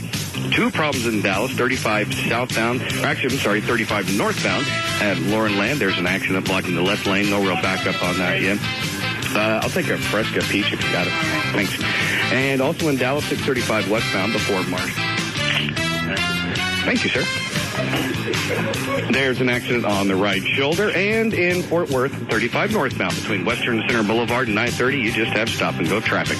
There's your look at traffic. I'm Dan O'Malley with a Fresca on Live 105.3. So slick. 78 for the low tonight. Going to be in upper 90s again tomorrow. 100 for the weekend. We are at 96 now at Live 105.3. Somebody sent what they think the quote was from Jesse Jackson. It's almost not really worth apologizing for. Well, it is, considering if what he said is true. It's just rude. It's rude to say, rude to be caught off mic saying it, because Jesse wants to come off being prim and proper and a minister. Does he think that Obama is selling himself out for the black vote? Is that what he meant by... That's basically what it comes... Yes, that's how it comes off anyway. Was the alleged comment, Obama's ripping his balls off for the black community? I've seen two different quotes. That or somebody said, I'd like to rip his balls off. So it's going to be one or the other. I think he's mad because he felt like Obama's not taking up enough, quote-unquote, black causes. And I think he said, I want to rip his balls off. You don't have to take up black causes just because you're black. White people don't just take up white causes.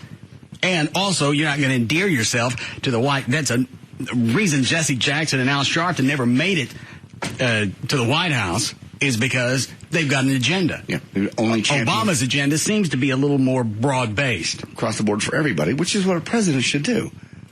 Except for the tax hike. Oh, jeez. That is across the board. That's not black or white. That's whether you're making a lot of money and you're white. Well, why penalize people who make more money? I'm already paying more in taxes. I don't get any more services. In fact, I'll bet you I get less than people who aren't paying as much in taxes. Not would you get less, but it doesn't really matter. Even if you are getting less, his point is it's only 5%, so 95% is getting a tax cut, so he's pitching to the masses. Well, then why throw the 5% in there? Just say everybody across the board. Because he doesn't want to get called later and go, hey, wait a minute, my taxes went up. He can then go back and go, well, because you're in the upper 5%. You're making enough money, you can afford to pay a little more tax. They're already wasting the money that we give them. Why would I? What's my incentive to give them more? Well, because if they gave me the choice, I wouldn't. None of us would like to give them more to squander.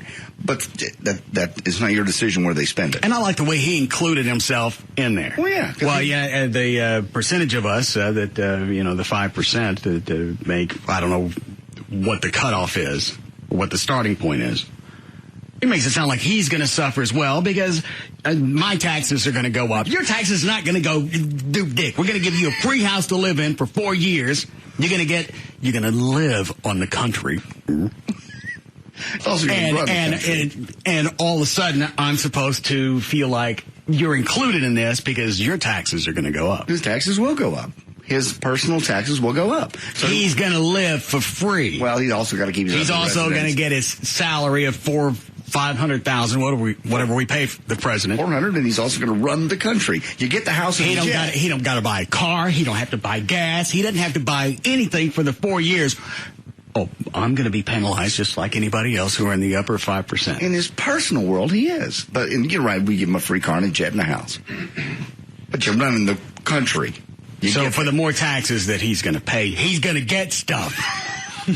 Why don't you run something? Run a country. And then you get all that stuff. I couldn't afford to. That's true. But it was just the angle of, you know what, I'm in the upper percentile, so, I'm going to get penalized with everything. I'm going to penalize myself because I make too much money, and I'm going to make sure the hard-working folk, you're going to see a tax break. It makes That's the way sense. I'm going to take care of it. That's how you have to pitch it. The people like us, I even said that in the clip the other day. We were doing well before. We'll be doing well fine with a little more taxes. We can handle it. The guy that's making $25,000 a year and working at the Russ Martin Automotive is not going to be, is going to be hurt. Who am I paying $25,000 a year? I would imagine you're paying that or more to one of your techs. Better not. I would hope you're paying at least that. I think they work on commission. Straight commission? I don't know how it works. I'm not running the shop. Okay, it's your shop. I would figure you'd know. But if Daryl walks out after he drives the car onto the alignment machine, comes back a minute and a half later and tells the lady there's nothing wrong with the alignment and don't charge her nothing. That's called honesty. We still had to check it to see if the alignment was the way it should be. Sure, people do check well, the only way you could do that is to pay $35,000 for a machine. I didn't get no deal from them. I know, but you can occasionally check somebody out for free. You can check them out for free. People come out to my plumbing the other day. They came out to the house. They checked it. They went, I can't help you. Didn't charge me a dime. Was he walking around with a $35,000 piece of equipment? No. I don't get no deal on that. I had to pay for that so Daryl could tell this lady there was nothing wrong with her alignment and not charge her anything. You charge her something. Get her off the rack and put somebody up there that needs it, and we'll pay for itself. My point is, how many times you go to the doctor, and they do X-rays and everything else, and they say nothing's wrong with you. Do you still got to pay? Well, yes, because it's the same thing. It's not. There was no service. There's a service provided when I get X-rays, and I have a doctor and all that stuff. That's service provided. And do you think the training that Daryl went through and everything that I had to pay to open the shop? Don't you think that's a service that's being provided? Well, yeah, but you didn't. It's the same thing. Why is it the doctor can do it and I can't? Because you didn't do anything to the lady. The doctor didn't do anything either. Daryl did the right thing, and you support him, and you know you do. No. Yes, you do. No. You know you do. Once that machine's paid for, then you can let people skate. I'm still paying for it. And you agreed that she could leave with no charge. And she'll come back and bring every car and everybody she knows She's to going to bring place. everybody in thinking this is the free workshop. No, you're just getting to work. If you done work to her car and you let her skate, I get you. You can give me no break. You better not give her a break. So I should have charged her or not? You should not have charged her, but you shouldn't overcharge me either. I didn't overcharge you. I haven't even looked at your truck. I know, but when I bring it in, Daryl said no deals. No deals. That's not fair. How is it not fair? I'm your buddy of 30 years. You own a shop. My truck is the Spittleville truck. It needs repairs. All right. Well, you can call me a break. It doesn't cost you that much to put the parts on. Here's where your deal comes from. What? You're going to go to the shop. You know you're not going to get screwed around. You can take it any place else that you want, and you're always going to leave wondering. You're going to know you got dicked. You just don't know how badly. That's true. You got a point. I got an email from some chick, and I'm not plugging the shop. I just can't believe other auto shops function like this. Was it a chick or a guy? Where they had her car, his car for like 2 or 3 months? It was a chick. Couldn't figure out what it was. It was an electrical problem. I don't know if it was months. It was at least 3 or 4 weeks. Yes. Had it for that long. Couldn't figure out what the issue was. Okay. She calls Daryl. Runs all the symptoms over the phone. There goes your alternator went bad. She says, well, they checked that. Because, well, that's what it is.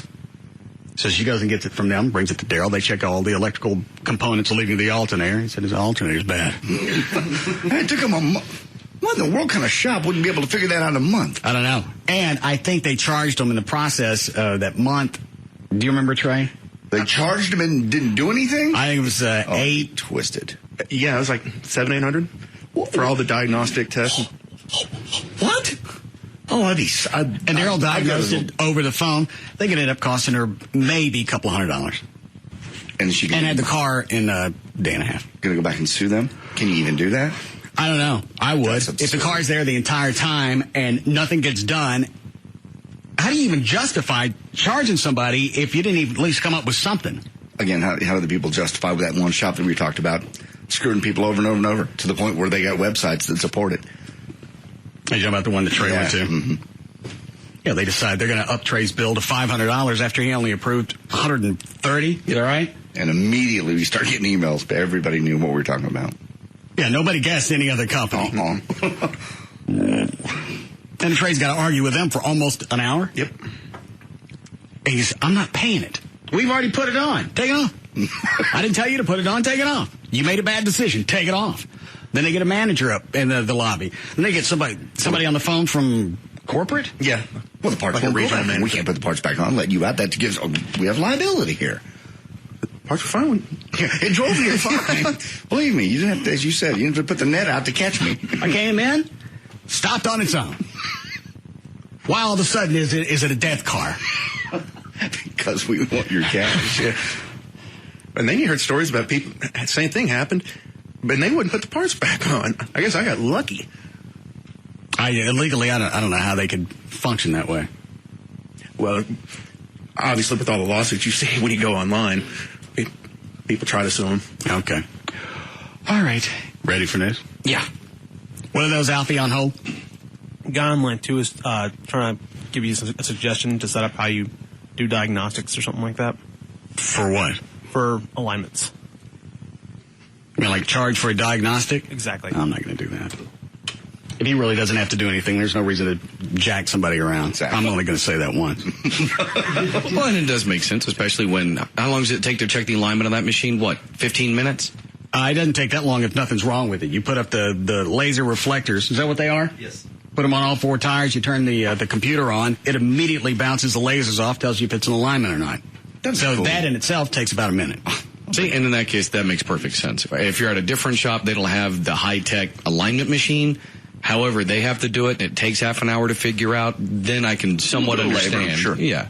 But yeah, just pull it on and off. We're not going to charge 5 minutes. Now, if they're not listeners. And I watched that guy, use that machine. That's amazing because, literally, it takes him a minute a tire to go on, put those lasers on, flip the switch. Well, then you have to make adjustments, but that's... I'm not trying to keep, All right, go ahead, what? All right. Do you know how many of those types of alignment machines are in this area? Because I've never heard of this thing until you had brought it up. I don't know. I don't know anything about alignment machines. I just know what they cost. And you'll have it paid for in no time. Not if we keep giving them away. You didn't give anything away. And you said just to Well, she didn't know her alignment was perfect when she drove in. Exactly. So well, they did get out there with a nice ball-peen hammer and help the lady out. She thinks her front end's out of alignment, hit something on the way into the garage. Make her happy. And then Daryl had some guy call, wanted to get her front end alignment. He goes, what kind of warranty is on this? He goes, we test drive the car after we do the front end. Sure. If it drives straight, then we let you have it. Well, what if it goes out of alignment? Well, like how? Well, what if I hit something? No, we're not going to realign it for you. This is not a lifetime guarantee because you can't drive. What if I hit a curb? Then you hit a curb. That's what throws them out of alignment. That's why we got the machine. That's the dumbest question I've ever heard. All right. Ready, Dan? Yeah. Okay. Mm-hmm. Is that another call about the company we're referring to? They get the right company? Yep. Has anybody ever gotten it wrong? No. You tell them not to say the name? Yes. Okay. Yes, Carl. Hey, what's going on there, gang? Hey, just to let you guys know, that company in question, I had a buddy of mine that was an old store manager for one of their locations, And he'd once told me never to go there because at their end of meetings, they were told per location they were to maintain a $590 average ticket size end of month numbers. And how do they justify that if nothing's wrong with the car? Well, I can say from my experience when it happened to me, I went in there and they dismantle everything, so you have this ridiculous shock, like you walk in there and your whole system's apart. And the guy was telling me I needed all these things done, and amazingly, my total was like $592. I said, well, pack it all up. I go, I'm not going to look at this right now. I drove it right down the street to another location, and they did all the work I needed on it for $165. But basically, he was justifying components, and I had no idea what they were. What the heck are we talking about? Well, and that's where the upper hand is unless you do this for a living. They can point out 100 different things and tell you they're bad, and unless you really know, you got to take their word for it. They've been in business for a long time. They got a lot of locations. Obviously, they got to be upstanding. You're going to take their word for it and get screwed. Yeah, my buddy assured me the promotion that they run package. Yeah. Okay. All right. Thank you. And I even told that to Daryl. If you find something else wrong with the car while you got to depart, regardless of what you're doing, don't bring them back there and show them whatever it is while the car's apart. Put it back together. Tell them, here's something we spotted. You want to come back and get it fixed later? That's fine. But if you take it apart and you take them back there, it looks like an absolute screw job, even if it is something that needs to be replaced. Sure. Now, here's the keys to your Deathmobile. Get out of here. And we've already parked your car off our lot, so there's no liability. Just in case. You stay in touch. Here's a complimentary helmet. All right, you ready, Dan? Yeah. All right. 5:18, Dan O'Malley's here with news. Thank you, Russ. Wednesday, July 9th, 2008. Birthdays today. Fred Savage from the Wonder Years turns 32. Courtney Love turns 44. Kelly McGillis from Top Gun turns 51. Tom Hanks is 52. Jimmy Smits is 53. John Tesh, 56. O.J. Simpson, 61. And Bon Scott today would have been 62 had he not drowned in his own vomit. Nice. I didn't know this. Bon Scott wasn't the original lead singer for AC/DC. There was a guy before him. Dave Evans. He didn't want to go on. Why would he go on? I don't know what the reason was. Bon Scott was a limo driver for AC/DC. The lead singer wouldn't go on, so Bon goes, well, I'll park the car. Let's go. I know the songs. Are you serious? Yeah, he was. How long was he with the band? I don't know how long he was with them before that, but yeah, he was the chauffeur for AC/DC. I can sing. Hell, come on. Lead singer won't go on? Well, throw this bitch in park. I'll go up. I got this. Get on. Let's go on stage. Wait a minute. I want you to cancel the show and stuff. You got jacked by the limo driver. That's a great story. What, I meant to ask this earlier. What was the deal with Mark Davis and C-SPAN? He sent me an email about it. I didn't have any freaking clue what he was talking about. Okay, while we were on vacation, Mark did a thing on C-SPAN. We have a DVD. I'm not sure if it's loaded or not. We got loaded where? Video. Chloe had it earlier. D-Drive. On my computer? Yes. All right, keep talking. You just want to watch it. Okay. Mark's on, it's a combo broadcast on radio as well as on television. When Mark takes a radio break, he still continues talking to the television people. Okay. He takes his headphones off and he keeps talking to the TV people.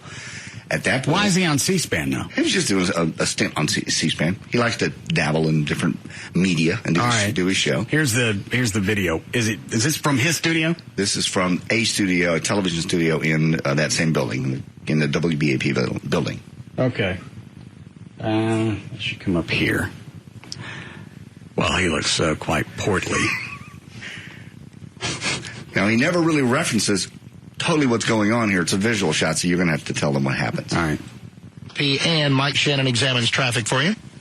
Mark in Hurst, getting reports of a wreck there at eastbound 180 road in the left lane. Officer Carlin. This is really working out well. Every actual... All right, now he's actually addressing the TV camera. Right. And they've got a graphic up, says the Mark Davis Show is currently in a break. Air segment we do gives me something to talk about in the off-air segments. I need to string together the off-air segments today and just make a complete... Maybe it could be a complete endless loop that I can run. All right, now Hawkeye walks into the shot. Why is he on C-SPAN? He's in the building. He wanted to give something to Mark. Oh, that's right. I keep forgetting. He didn't go to Washington or wherever C-SPAN originates. He's in Arlington. Okay. And string together the off-air segments today and just make a complete. Maybe I can be just be a complete endless loop that I can run. I need to sign this. There's stuff that only you can help out there if you just give your John Hancock very, very much. What did they give him to sign? You'll see in a moment. It's just sign that, please. Ladies and gentlemen, Mark Lewis, a.k.a. Hawkeye, from our neighboring sister station, KSCS. 20-year anniversary, yes, man. Thank you very much. 20-year anniversary. So Mark just held it up. What does that say? Russ Martin says hi. A Hawkeye from our neighboring.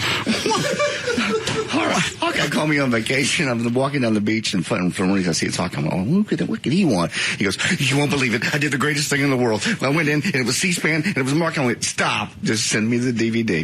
I don't have any idea what you're talking about. Why would he do it for Dorsey? I didn't tell him to do this. I don't know why he did it. He loves you. Sister station, KSCS. 20-year anniversary, yes, man. Thank you very much. 20-year anniversary. To those who don't understand, there is no explanation. To those for whom it's familiar, there's no need for one. He holds up the sign. Russ Martin says hi. Oh, we need a screen capture of that right there with that smirk smile and holding the sign. And he wouldn't do it for Dorsey because Dorsey never messes with Mark. We do. Oh, all right. The talk show world. The talk show world is a wonderful world, and I have many friends. Congratulations on being on C-SPAN. Thank you, man. I appreciate it so much. That's kind of an underhanded slam. Yeah. Congratulations on being not C-SPAN, C-SPAN 2. Sub-KLLI. Yeah. Dude, if this were CB, you'd be on the sideband.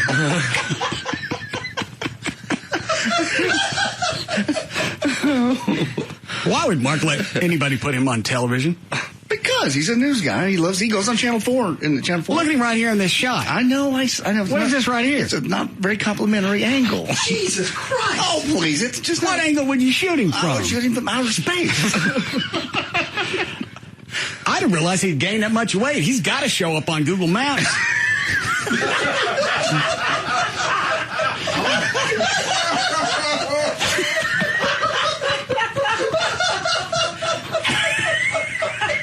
Wouldn't he? Oh, yeah. Yeah, well, I just walked around and got the head on. He's enormous. Virtual Google Earth, Mark. They actually have him on Street View. And Mike Shannon examines traffic for you. I still don't get why a Hawkeye decided to do. Just because he was very excited because he got to slam in a Mark. But nobody would get it if you said Terry Dorsey. Nobody's going to get it with my name. We all got it. Anybody watching our listeners C-SPAN, yeah. I got 0 emails about this. Trey, did any come through you? No. So, no, obviously nobody saw it. C-SPAN 2. In Hurst, there were reports of a wreck there at eastbound 180 lane. Also, probably this is really working out well. Every actual on-air segment we do gives me something to talk about in the off-air segments. I need to string together the off-air segments today and just make a complete. Maybe I can be just be a complete. Here comes Hawkeye. Watch Hawkeye lean back. Alfie, hotline's ringing. It's probably Google boy. Watch Hawkeye lean back and give the thumbs up. He knows where the camera is, so he's leaning back going, hey. Listen, that I can run. I need to sign this. Stuff that only you can help out there if you just give your John Hancock. Very, very much. Ladies and gentlemen, Mark Lewis, a.k.a. Hawkeye, from our neighboring sister station, KSCS. 20-year anniversary, yes, man. Thank you very much. 20-year anniversary. 20 years of holding Dorsey up. Stop it. All he gets is a handshake. That's why he stays in such phenomenal shape.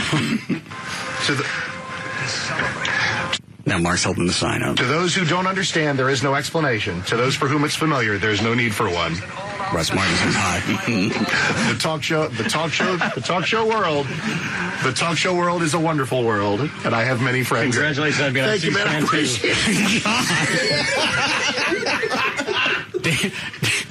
Dan's right. That was a slam. Because all he had to say was congratulations on being on C-SPAN. You didn't throw the number in there. I recognize that because that's what I would have said. It sounds nice. Yeah. But if you know me. You're not even on the original C-SPAN. You're on the sequel. It was on the hotline. Hawkeye. Well, nobody's on there now. He hung up. I don't know why. You may try and get him back. Well, maybe he'll call back. All right.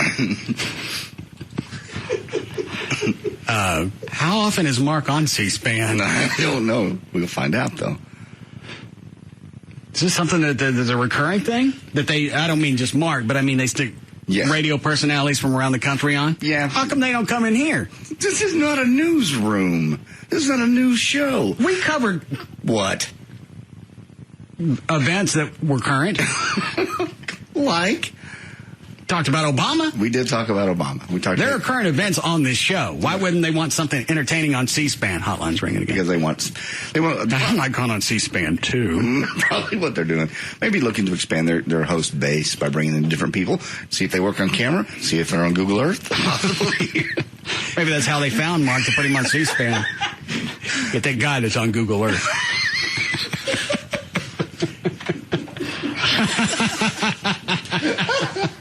Hawkeye. Hey, man. What prompted all of that? Well, I was just like in the studio that day. I saw they were watching things on C-SPAN 2, and then when they went to the commercial break, they were just sitting there, and I thought, I'm going to go in, I'm going to do something. And I thought about your name, honestly, because I knew if there was trouble, that I would get in less trouble if I had your name on that thing. I don't know that I get that. Well, if it was he'd promoting his own show, then he'd be in trouble. But Russ put me up to it. A little less heat. Yeah, a little less heat. Now, have they ever had you guys, the Dorsey Show, on C-SPAN? No. Because as far as Google Earth goes, Dorsey's got Mark beat. But watch the rest of the DVD, because he actually says some really nice things about you after that. Is that the only cut that we got? That's all that's on there, Mark. It's like a minute. Oh, really? Oh, I thought there was more. He actually said some nice things about you afterwards, but I guess I didn't get that on the DVD. I have someone to put that on there, but... Now, how often does Mark do this? Do you know? That's the first time I've ever seen him on C-SPAN, so I've never seen him before, so I don't know. And was that a shot that you threw out on your way out? No, it wasn't intended to be a shot.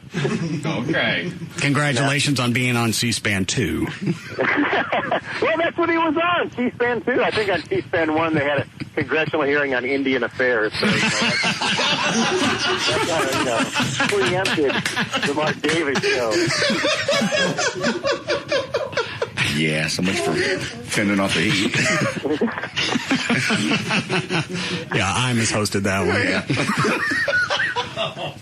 All right. Well, that was very kind of you. Thank you. I appreciate it. Well, enjoy it, man. It was fun to do, so I hope you got a kick out of it. If you get the heads up when he's going to do it again, let us know. I will do so. All right. Thank you. What are you guys you doing anything tomorrow on the show? Yes, actually, Peter Brady is our guest tomorrow. What's he plugging? Is this the reality show? Yeah, he's on some circus thing. He's going to do a contest for us. He's going to help us judge something. Oh. And you've been with Dorsey for 20 years. 20 years? This is my 20th year, yeah. Yep. Why have you stayed so long? Why has he stayed so long, or why have I stayed so long? You. Because you and I have had conversations off the air about Dorsey showing up late, leaving early. You couldn't stand it.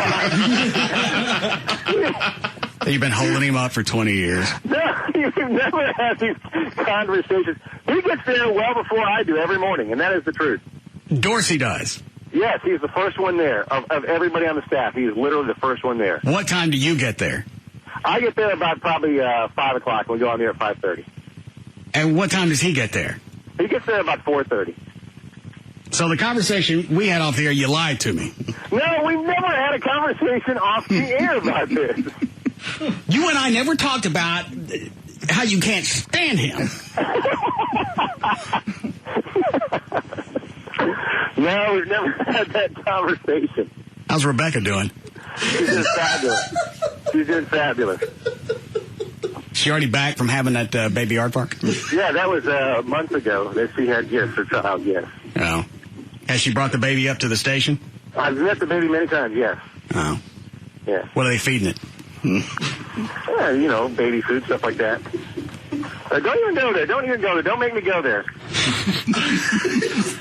Okay. Now, I did you a favor. I got you mentioned on C-SPAN 2. I see. Across the nation saw that. Did I say thank you? You know, it's amazing, though, that nobody emailed you about it. I had not one call about it either. Nobody saw it.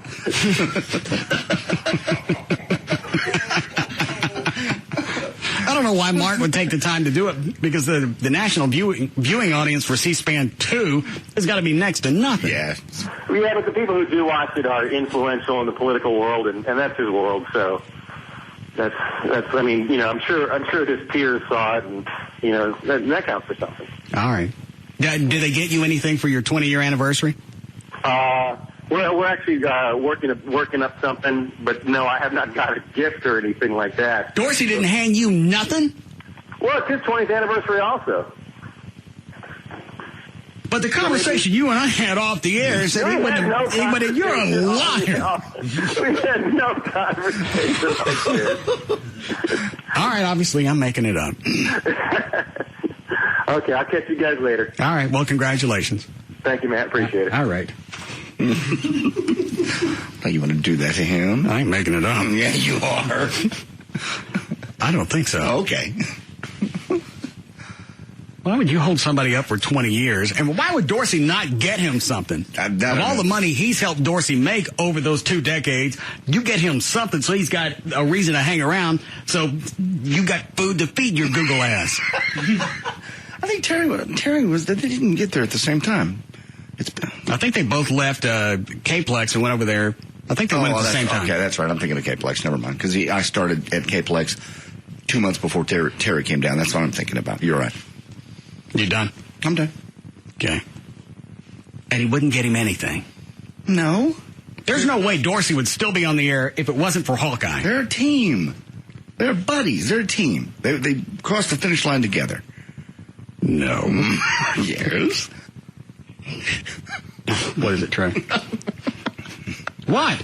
Nothing. What are you laughing at? Just the image of Dorsey running. Give you a break? Yes. All right, we'll be back.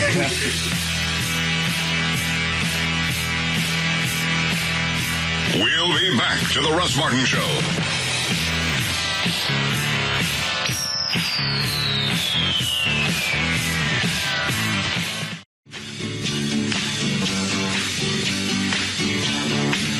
We're back to the Russ Martin Show. That's so sweet. Yeah, yeah, yeah. Oh, there's sugar on it. Oh, yeah. Oh, there's sugar on it, honey. Oh, there's sugar on it, baby. I'm gonna make it like so sweet. Yeah. Oh, there's sugar on it, honey. Is that another bumper that you picked, Trey?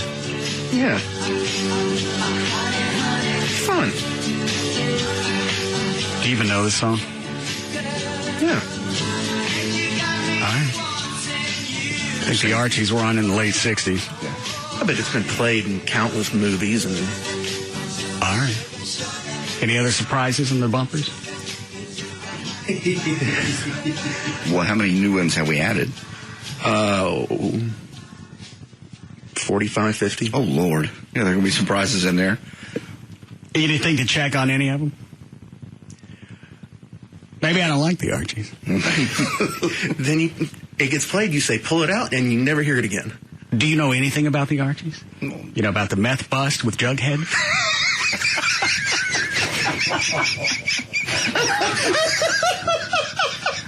It wasn't that funny. Terrible scandal. Veronica and those 2 abortions. Yeah. They had to use a tambourine. Stop it. Ready to go, Dan? Sure. All right, 5:47. Dan O'Malley's here with news. Thanks, Russ. A Watauga teen is scheduled to appear before a judge for a bond hearing today. He's accused of delivering drug-laced cookies to at least 2 area police departments. This is expected to be a tricky one for the Watauga teen, Christian Phillips. That's because the 18-year-old was already on probation for assaulting a police officer last year. The homemade chocolate chip cookies are the subject of a police investigation by half a dozen departments. Phillips was delivering baked goods as part of his community service for Mothers Against Drunk Driving. I don't say this to be ugly, and I don't think I've ever said this. Are cops stupid?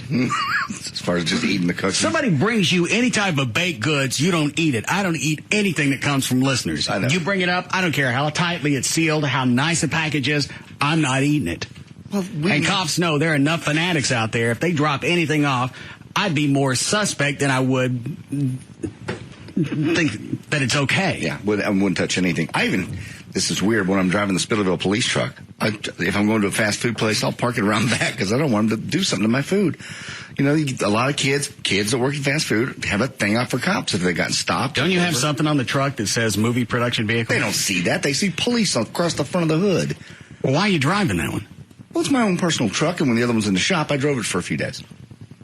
Now, what's wrong with it where you need work?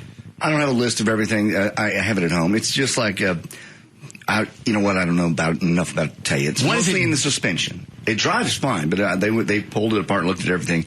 It's like rocker arms is that part of it, and tire rods and that kind of stuff. It needs all that? It needs all that. And it needs front brake pads, but that's all. Runs great. Engine's fine. We'll take it to the shop. What are you going to do to me? I'm not going to do anything. All right, I'll take it out to the shop. No deals. Well, why am I taking it to your shop then if I'm not getting a deal? Take it someplace else and get screwed. They may not screw me there. All right. But they might. I don't know. I get the estimate was $1,650. All right. You can come in under that, maybe. I'm not coming in under anything. Well, do your buddy a favor. You want to? It's a Spittleville truck. I don't care whose truck it is. Take it out and let Daryl look at it. He'll tell you what it's going to cost, and that's what it's going to cost. All right. But it's going to be more than $1,600. Well, why would I? Because you didn't take it to me first. Oh, but you're not close to me. I just wanted to drop it off somewhere while I was on vacation. And then you found out it was going to be $1,600. All of a sudden, my shop's close to you. Well, it's not closer, but I thought possibly if I got a deal, it may be worth driving it out there. Well, let me ask you this. What kind of deal were you expecting? Well, a third off. Are you a retard? No! For all the years we spent together, a few $100 off wouldn't kill you. Your buddy. A third off is more than a few $100. Well, knock $300 off. $1,300. I'll give you that. $300 off. $1,350. You're such a sponge. I'm not a sponge. You come try and stay at my house because you don't want to flip your AC on over the weekend. You want to come over and soak up my cooler. I'm your buddy. You would let your buddy in the house. I bet Dorsey would let Hawkeye in the house if he needed it. Hawkeye's been carrying Dorsey for 20 years. Hasn't. I show up at your house, you better let me in. News, Dan? I got it. How bad is the economy? Well, apparently it's bad enough that even some rich people... Well, hang on a second. There were actually a few of the cops that ate some of these cookies, right? Yes, and then actually the baked goods and candies that Christian delivered to police departments Tuesday were held in a bamboo basket. When authorities at the Blue Mountain Police Department got a whiff of the cookies, they suspected marijuana may have been in the recipe. A test of their cookies proved them correct. Another batch of cookies was delivered to the Lake Worth Police Department. Chief Brett McGuire said, "We did get a positive presumptive test for LSD." Police then searched Phillips' car and found cookies and a list of police departments he was to deliver to next. How would he think he would skate this? Because I'm sure most of the police departments have cameras when you come in. That's what I want to know. And they know where the cookies came from. I'm sure there's a reason that those are sitting there. What a stupid kid. Never mind the cops that ate the cookies. And as of yet, they said that there have been no reports of anyone getting sick. But I love that they talked to Christian Phillips' father, and he says that it's totally mind-boggling. I'm just stunned. I'm not sure what to say or what to even think at this moment. Your stupid-ass kid was already on probation for assaulting an officer. I'd say this is probably in the ballpark. Well, he thought... I saw the interview with his dad. He said he thought this was part of the community service with Mothers Against Drunk Driving. I seriously doubted Mad said load these up with LSD. No, of course not. Because that kind of defeats the purpose. And he got denied bond. I thought they set it at $75,000. It's at 75, but he's still in jail in lieu of the 75. Well, he didn't have the cash. Mm-hmm. And so far, Dad, unless he's looking for the money, this guy's dad is doing the right thing. If that's my kid, you can sit. You absolutely. And it's just probably safer for you to sit in there because you don't want to come to this house. And with bail bondsmen, it's normally 10%. You got to cough up. You get out for $7,500. He ain't getting out because I don't think you get that cash back, right? You just get out. I have no clue. And then the bail bonds company puts up the entire $75,000. Okay, and that's and then their fee is the 10%. Yeah. Oh, okay. No, he sits there. Hold on a second. Yes, Ken. Hey, how come JD wants to take the money away from the police and firefighters fund? How? By wanting a deal. Oh, that's right. Why would I give you a discount? Because you're my friend. Some of that money, a lot of that money goes to you.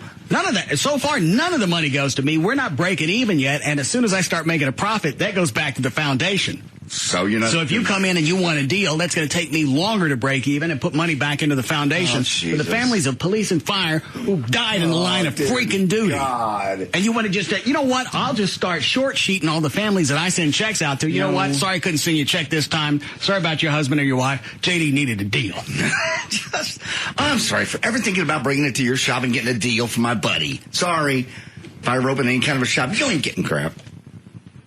I wouldn't expect crap. And I wouldn't expect you to give anything to charity. You're too big of a tight dick. I wouldn't give anything to charity. You come to a shop where you know part of the proceeds, the profits are going to go back to a foundation for fallen police and fire, and you want a deal? Yes, from my buddy who owns the shop. And how do I explain that to the families? It would be at $300. I'll turn around and give that $300 to the foundation directly. You're a liar. I am not. Trey? Yeah, you're one of those. I'm not. How am I a liar? There's no way you turn around and give that to the foundation. Sure. How about when I had the appearance at 4 Wheel Parts that time and I turned around that day and put the money, instead of taking the money, I gave it to your foundation? I don't remember that. Of course you don't remember that. How convenient. And if you did, there was a reason for it, and it wasn't trying to be benevolent. You were saying that I can't remember what it was. You're supposed to be benevolent. I didn't have to do that. I think you lost a bet. I think you're right. I didn't lose any bet. You're not just going to hand me $500 for no reason. That was the deal. You thought I was in cahoots or something with 4 Wheel Parts. And I said, I'll just give you the money in the foundation. You went, oh, sure you will. During the break, I went in and put it on my credit card and gave you the receipt. I never saw it. Oh, God. It was there. Isn't that funny how you never see that? Trey, you get all the notifications from PayPal, don't you? Yep. You see anything? Never. We never got it. Oh, you got it? I'll go get the receipt from my American Express. You get a receipt from anybody that you want. I didn't get the cash, so you don't get credit for it. Once you take cookies around to the police stations. Cookies to you. Go ahead, Dan. So anyway, how bad is the economy? It's bad enough that even some rich people are feeling the pain, sort of. The 1 in 3 rich people say they're eating out less and making fewer trips to Starbucks. Well, that's a recession. Mm-hmm. 1 in 4 rich people also say they're holding off on making big purchases like big screen TVs, cars, furniture, pools, and spas. Is there supposed to be some type of... They're just saying it's bad on all of us. These are things these people have become accustomed to. I don't care. They can't go to Starbucks. I can't have my spa. Tie your belt. Eat it with the rest of us. Half of you all... got some people that are having to go without food. I know. They're having to go without AC, other utilities. And you've got rich people are complaining because they can't stop by the Starbucks and get their $12 cup of coffee. I gotta have that 7-Eleven coffee.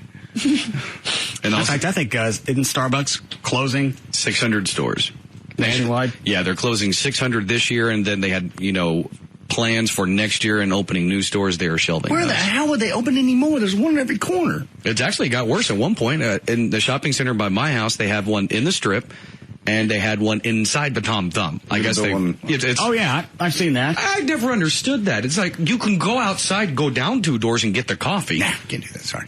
We're going to build one actually on top of the Tom Thumb, too. The elevator. When I leave Larry North in South Lake, I pass 3 Starbucks. Yeah. There's one inside the Kroger, and there are 2 more before you get to 114. And people line up to pay that. I went in the one in South Lake Town Center about a week ago. Lined up. Out the door. For $4, $5, $6 coffee. And the tip jar sitting there on the counter. Uh-huh. With cash in it. That's for me to take, yes? No. I pay that much for some... What do they call it? That's where they actually just filter water through ground coffee, yes? Yes, that's what they do there. All right. And sometimes they add little things to it, like sugar. Steamed milk. How does that come up? And no offense at Starbucks. Obviously, they're a profitable company, yes. But it's just not something that I could fathom. You couldn't, no. In fact, Dan Lewis would do that when he was on the show. Every day he'd come in with his big Starbucks cup thing. Well, why is it you're spending that much cash? We got a coffee maker here. You can get it for free. No, not this. This is imported double latte. You wouldn't understand. Of course. Not having the palate that I do. Well, JD. Both of you need to stop. Someone's going to get punched. It's too real. Well, how do you afford that? I've got all the cash coming in. Mm-hmm. Well, you know what? Your endorsement for Body Solutions ain't going to last forever. Sooner or later, somebody's going to catch on to them, and you're going to be out of six figures. And now he is. Yeah. Except for his weight. What, Trey? I bet he's got used to gas station coffee. I bet he still stops by Starbucks for his shift. All of a sudden, the 7-Eleven palate is working out a little bit better for him. 2 for $1 wieners. Can I have those? There's one that flipped onto the floor. Possibly, if we could negotiate. Or forego the bun and just consider the dirt as condiments. Yeah, because he can't be making dick now working weekends at WBAP. No. 6 to 8 hours a week, maybe. An hourly. Why do you do that? Why do you enjoy this so much? I know he was kind of a pompous ass. That's why. But he's paid, hasn't he? No, he'll never pay. He'll never pay enough. Not for turning on me and this show after he milked this show for years. He's lost his house. He's lost his job. Did he lose his house? Well, the one out, I'm sure he hadn't been able to keep up the payments there. Well, I don't know if he has or not. Trey, did he lose his house? I don't know. I'll check. Maybe it's for sale. Oh, God. I've never heard a ragged breath like that come out of you. I believe I'm going to become a landlord. And if Dan wants to stay in the house, I may be a slumlord. Check the tax records during the next break. See if that house is still his. I will do that. Check the real estate. See if it's for sale. I believe I'd like to go look at it. Does anyone else want to sing Christmas carols? So much love in this room. Shut up. Put up the tree. Oh, we doing close? All right, good. And some rich people, going back to how bad the economy is, some rich people have even stopped going to their vacation homes because after they fill their car and boat with gas, they can't afford to make the trip. Or perhaps private jet. Where did this study come from?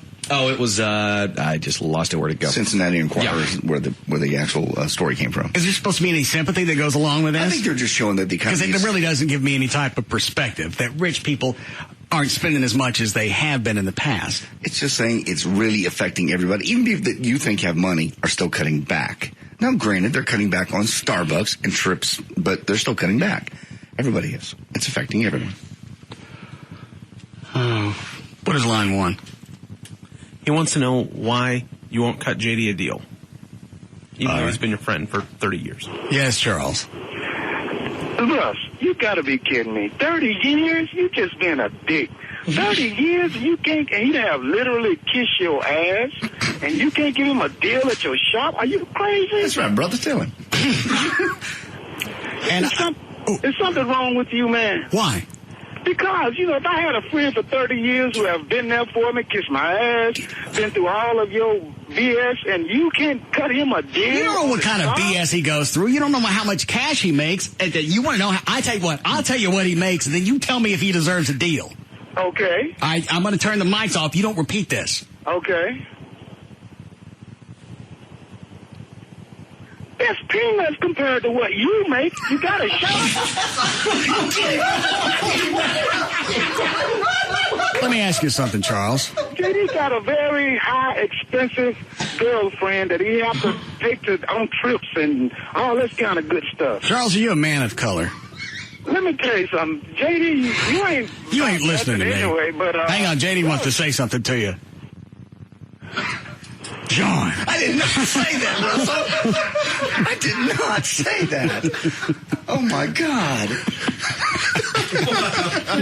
Sir, I did not say that if you're still listening. Guy calls up, stands up for you. Yes, my brother. I did not say that. You said it. As far as he knows, you said it. Oh, God. You almost did that on the air and not hit the delay. You're a pig, man. Finally, after 8 years, I get somebody on my side. Hey, you turn on the guy, you drop the N-bomb on him. Told him that. Giving you a deal. I know you're not.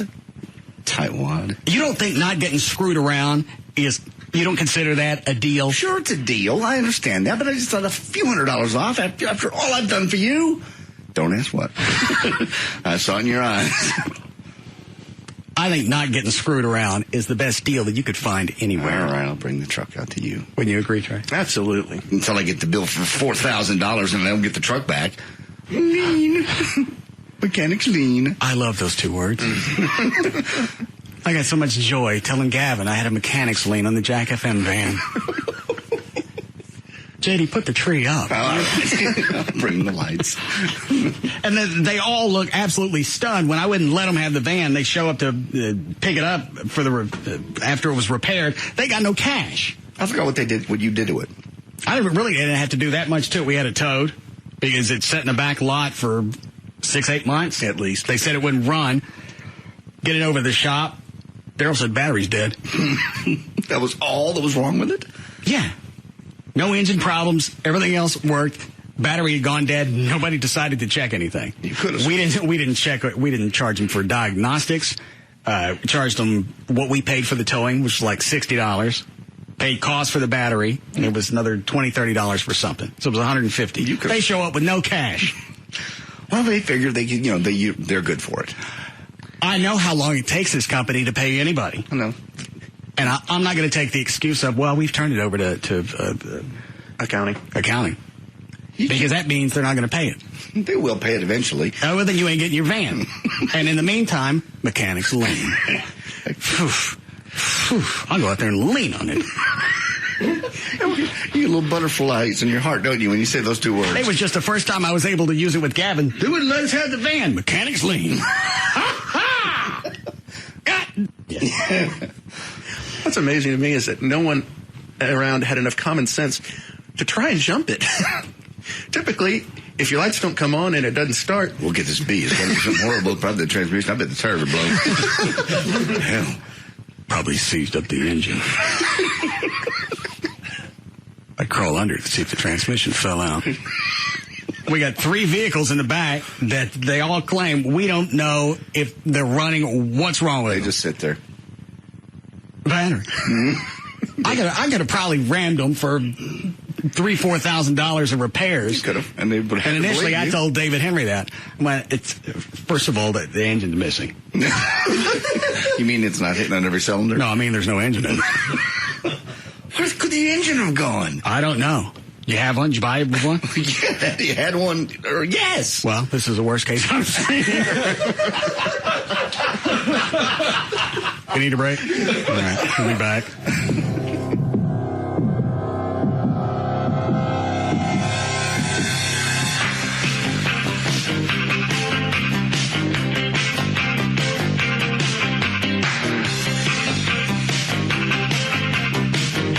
We'll be back to the Russ Martin Show.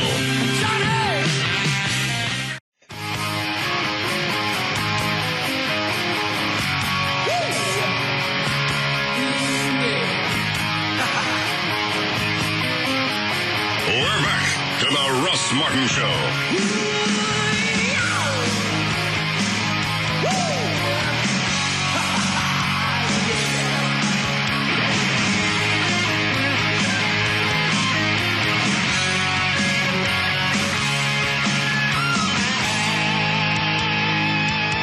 Is that you? Yeah. All right, what do you got, Dan? All right. Well, first of all, we already have stop-and-go traffic in all the usual spots in and around Dallas and Fort Worth, but do have a number of accidents to let you know about real quick in Dallas. I-20 westbound, that's for 408. There's an accident reported there. Also in Dallas, I-20 eastbound at Mountain Creek Parkway. There's an accident which is supposedly on the right shoulder. Also, yes, sir. Oh, yeah, please. Here. Sweet.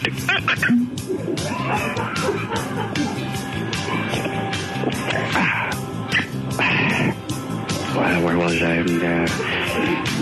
Oh, yeah, Fort Worth. 183 westbound at Highway 360. There is an accident in the right center lane. And in Plano, The tollway southbound before Parker, there's an accident, and that's blocking the left lane and has you backed up to Legacy. There's your last look at traffic as I'm getting toasted here on the Russ Martin Show. Thanks, Dan. 78 for the lows tonight, 99 again tomorrow, 100 by Saturday. We're 96 degrees now at Live 105.3. Why do we do that? We're not fooling anybody. That's not the goal. Traffic just sounds... It's got more of an authentic sound if you do it through the phone. There's credibility at stake, JD. Don't mess As with they it. hand you a bottle. Tom Brokaw did it for a year. Didn't stop him. I don't believe he did it on set. Was he drinking? Probably not. Mainly because I don't want to be sued. But there are days it seemed like it's like Anchorman with Will Ferrell. He just had his scotch right there on set. He had to have gotten an idea from someplace. But Ron Burgundy didn't slur. Ken Venturi and Pat Summerall, when they were calling golf, and they put this in a book, they'd have a bottle of Jack Daniels there, and they'd just get loaded. They were just playing golf? They were announcing the golf. Hence all the whispering. It looks hot out there. Oh, I just peed on my blade.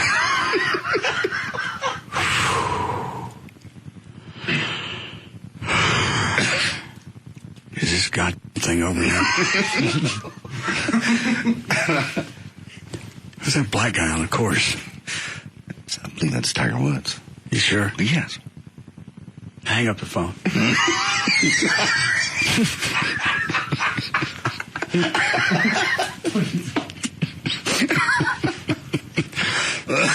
All right, I'll give you the option, John. I was going to wait till the end of the news, but I can't stand this. What? A deal on your repair work. Okay. 25% off. All right. We've got 3 doors in the hallway. Oh, stop. You remember the scene from MXC? Yes. With the Japanese people? They have the doors. And they We run- got, what kind of paper did you use, Chuck? Postal paper, shipping paper. All right. Completely covering the doors. One of the doors is open on the other side. How many doors do we have? 3? How many did you do? 3? We did 4. 4. 4 doors. Well, that makes sense. 25% off. You have to get it into the hall, build up enough speed, pick a door, and go flying through it. If you find the one that's open, you get 25% off. And if I run my head into a door, it seems like if I hit the door that's closed, I should get the discount. No. I think if you hit that door, you're not going to worry about a discount. Or ever driving the truck again. I'll take another deal. What? I said, I'll take part of that deal. 4 doors? 4 doors, and you're going to run full speed into one of them for 25% off car work. Hell yeah. You're talking to JD, you're talking to the guy that drove his car into a lake. Yeah, that's true. That'll come in handy someday. Chuck, how many doors did you leave open? 2. Oh, 50-50 chance. But close up for it. Flo, you want to go to a shot? Sure. Trey, you got the wireless mic? Yep. Turn it on. You let your friend, 51-year-old friend, run headlong into a door to save some money. This is your choice. This is your scheme. It's 25%. If you're talking about almost a $2,000 repair job. Out, literally. Or break a bone. I'm getting to that age. Yeah. You never see anything happen to the Japanese people on that game show. Well, first of all, they're Japanese. They're smaller. What do you think? They're made out of the rubber? What they're made out of, they're bouncing off the walls, and they're smaller, and they're probably younger. Younger people do well against doors. I don't even know what they got from that game show. You ever what see? They won? Yeah. Because sure, they say at the end, don't they? There's some kind of trophy or something. No, when Spike TV took it, redubbed the audio, and made the audio have nothing to do with what was originally going on, you never found out what they were actually playing for. Oh, so it's all cut up. Well, what do they win on Wipeout on ABC? $50,000? Is that right? That sounds right. So one person gets $50,000 in each show. I think so. Yeah. Ready to go, Chloe? Yep. Trey, you want to hold the mic in the hall? Sure. Make sure Chloe gets down the hall, gets up enough speed. Hold on. You there? Yeah, I'm here. Okay. Is he set? Chloe, you ready? Is he ready? Yeah, ready to go. Yeah, he's ready. Yeah! Hey, it's good. Did he make it? He made it. Oh, okay. Hey, well done. What? Don't look over here. Don't even. There's only 3 doors left, and one of them's still open. One of them's open out of 3. Should have gone first. Oh, Jesus. Oh, God, that was scary. Coming up to the door. That's better than skydiving, ain't it? Oh, God, that was a thrill. And if you hit it, you'd have knocked yourself clean out. Yeah, because Clay had an interesting approach because he ran up to it with his arms flailing in the air. So if he were there, I didn't think about that. Clearly not. What kind of word do you need? Is it to the Honda? Yeah. I mean, just regular service. I mean, Daryl fixed my air conditioning last week, so. What did he charge you? Charged me for. How much? I think like $10, something like that. What did he do to it? He worked on it for like, I don't know, about two hours. Just hooked it up. What? He probably felt sorry for Chloe. That's an old car. He knows Chloe doesn't make a lot of money. No deals. No deals.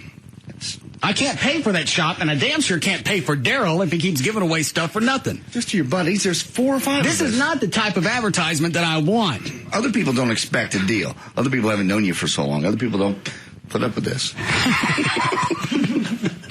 They don't get anything. You want to give it a shot with the doors? I tell you what, I'll go 30%. Chloe, because you went first, I'll bump yours to 30 as well. Oh, thank you.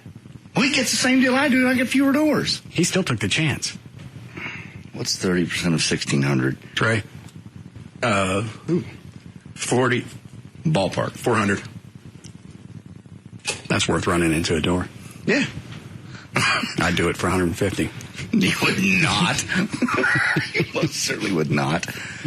All right, I'll do it. Where'd you start, Chloe? Right about here. About even with this door. Which? I guess I'll see the doors. They're down this way. Can I scope them out first? No! Trey? Oh, heck, what do you... All right. Did he touch any of them? No, he didn't touch any of them. All right. I didn't touch anything. Jesus Christ. Let me know when he's ready. Are you ready? All the doors are closed, right? Yeah. Oh, God. Are you ready, JD? I'm ready. All right. Get it on. Get it on. All right, here we go. Ready? Yep.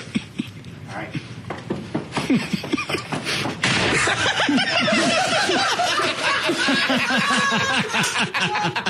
Damn!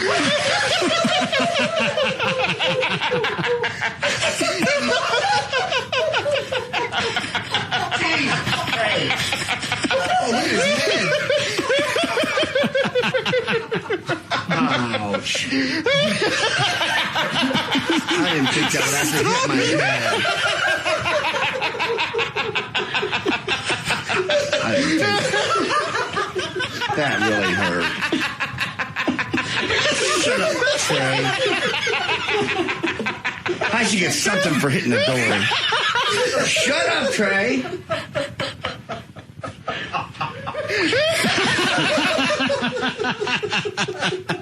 Something for hitting the door. I want to do this every day. This is a good game. No, it's not. Shut up. Ow. Crazy Japanese, Chinese, wherever they are.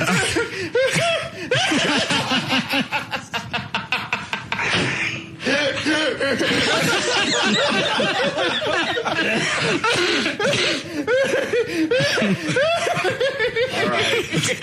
I'm glad you enjoyed that. Ouch. Still hear him through the door. I gotta spit his jaw out. Hit my elbow, too. How hard did you hit it?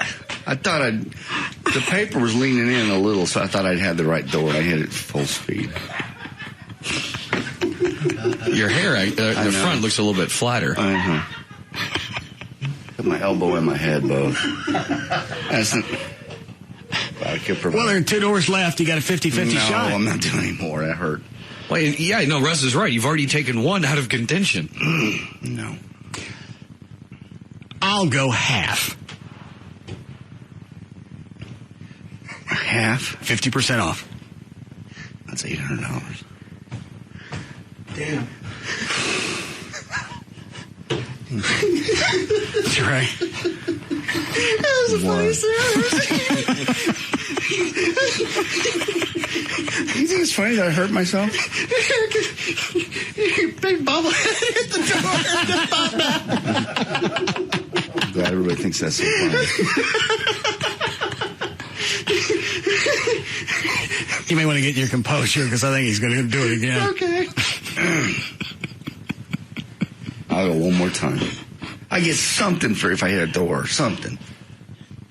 You get something if you go through the door that's open. I should get something for running headlong into a solid door. That's not a game. There's no game. There's no chance there if I give you something regardless. Well, I should get a consolation prize. Even the losers get a consolation prize. We'll give you a ride in the ambulance. Thanks. That's what I need. We still have the gift certificates for Majestic. Yeah. I'll give you one of those. I don't drink. They sell cigars. They sell other things. Joy drinks.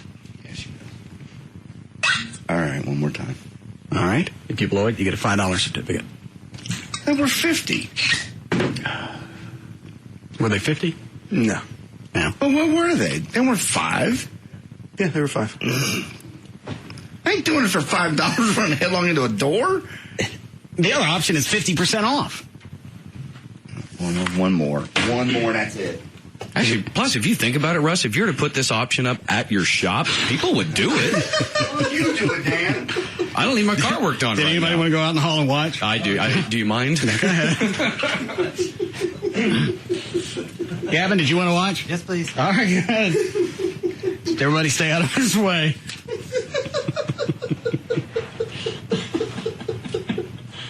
He's gonna be so pissed. Do what? He's gonna be so pissed. Hold on. Trey, you there? I'm here. Okay. When you're ready. Wait, hang on. I gotta brace myself. You what? All right. Is he set? He's set. We ready? Get it on. Get it on. All right.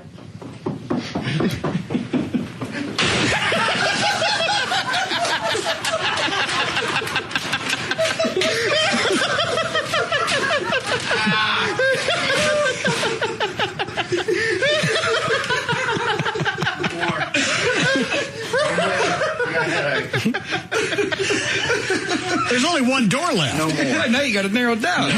No more. You got one door I left. got a headache. I hit that one sideways. You've already... No. Your game's over. Get somebody else to do it. The game of chance is over. There's only one door left. There's not there's 2 left. There's 2 doors. Oh, there's 1 door. Okay. Well, I'm not, okay. So it's for sure. Wow, he hit himself hard. There's 8, 2. Oh. Right. You know, it made any difference to me. Well, it's a sure deal. You would think. You were asking the entire time, or saying that you should get something. All right, how much off? 50 still? No, now it's back down to 25. Well, I'm not doing it for 25. That's a Well, if you know the door's open, what's the challenge? Claude, you want another 25% off? Yeah. Why? He gets 50% off if he runs through the open door? It's sitting out there. You going to go through it or not? Yes. Hurry up. All the doors still closed. Josh, yeah. All right. Tell him, go ahead. Whenever you're ready. What would he buy there? Ready? It's JD. I didn't hear him. Oh, you're running too? Yeah. Wait, Chloe, you're going. No, Chloe's not going to go. All right. Get it on. Get it on. There we go.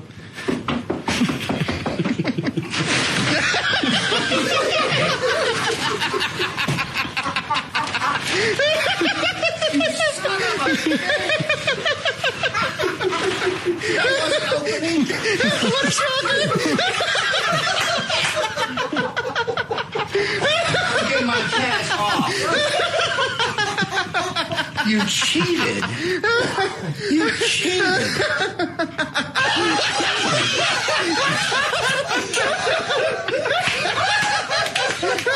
I'm sorry, I slipped out. I don't know how that's unintentional. That seemed pretty intentional, JD. You run into a door 3 times, Dan. You're allowed to get the F-bomb.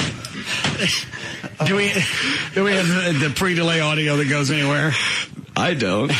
Trey? No. We haven't got it set up? No. You said you've never wanted it because you don't want anyone hearing anything you hit the dump on. I want them to hear that. I'll be glad to say it again. What's wrong with you lie to me? There's only one door left. Why would I give you anything to run through it if it's open? Because it would be funny to someone to hear me run through it. What is it, Dan? I think Alfie's about to pass out in the other room. What, Alfie? Shut up, Alfie. Shut up, Alfie.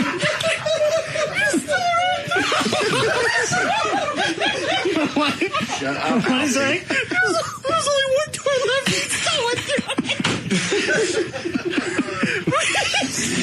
Shut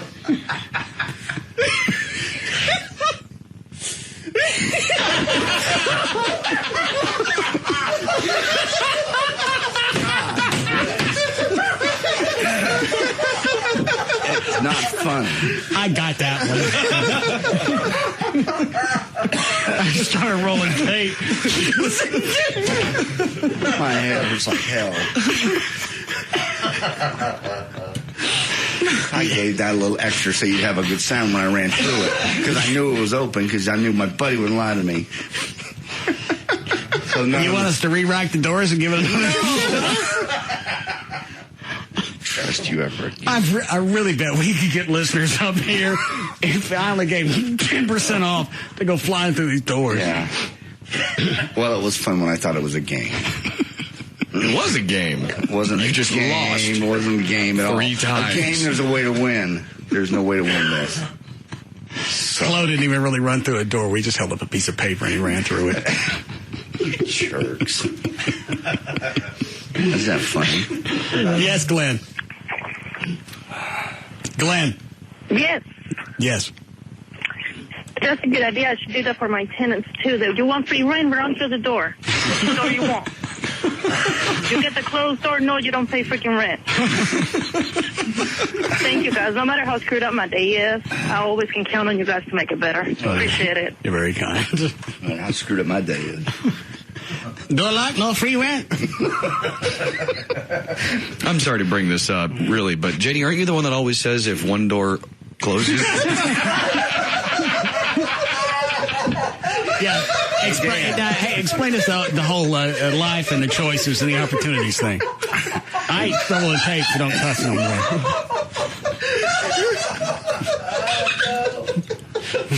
I'm genuinely curious. Genuinely. Do we need a break? Yeah. Jerks, all of you. That's like would you like to try it again? You Hell no. You can Are you watch. out of your mind? You can watch one of them leave the door. No, you can't do that. You know which one it was. Yeah. No. No, as Gomer would say. Well, you're just going to have to trust us. Yeah, I have a headache to prove that I can trust you. We didn't even videotape this. You're right. Actually, it should be on the security cameras in the hall, won't it? Yeah. Go back and roll the DVR, see if we got it. Okay. Put that on the web.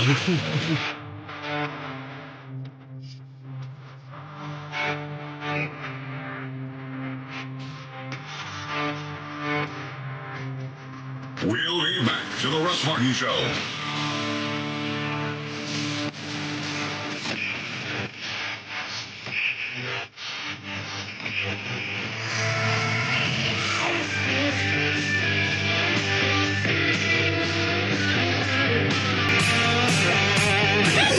What is that? There's only one door left.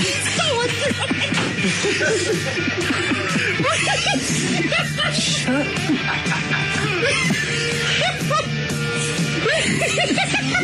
Fat Fully of Dallas Fort Worth Radio, the Russ Martin Show. Do we want to get right? We're back to the Russ Martin Show.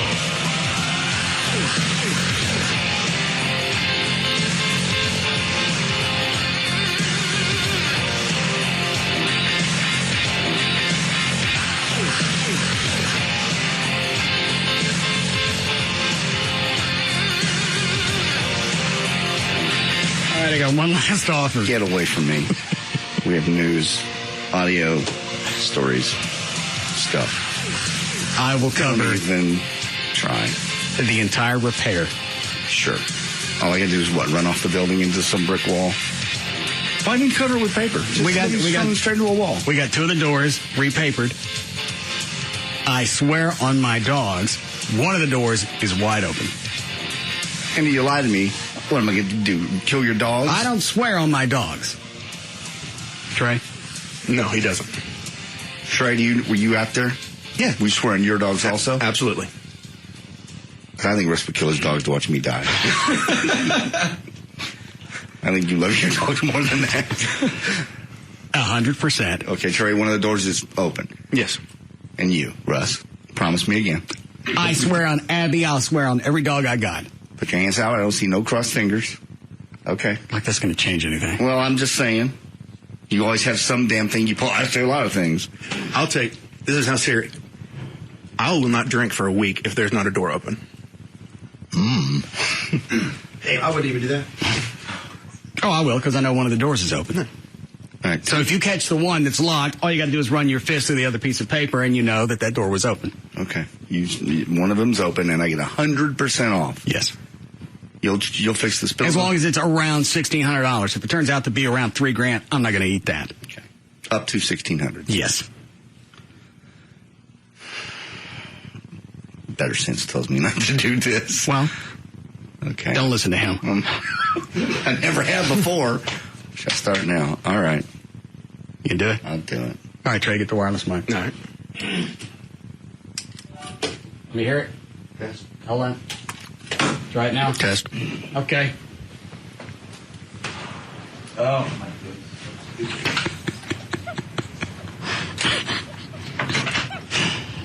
Do you know what we did, Dan? I do not. Oh. I'll just let you experience it with them. Tell me when All right, you're ready. everybody else. Trey, you ready? I'm ready in here. All right. Get it on. Get it on. All right, here we go. Hold on, let me breathe. All right, here we go.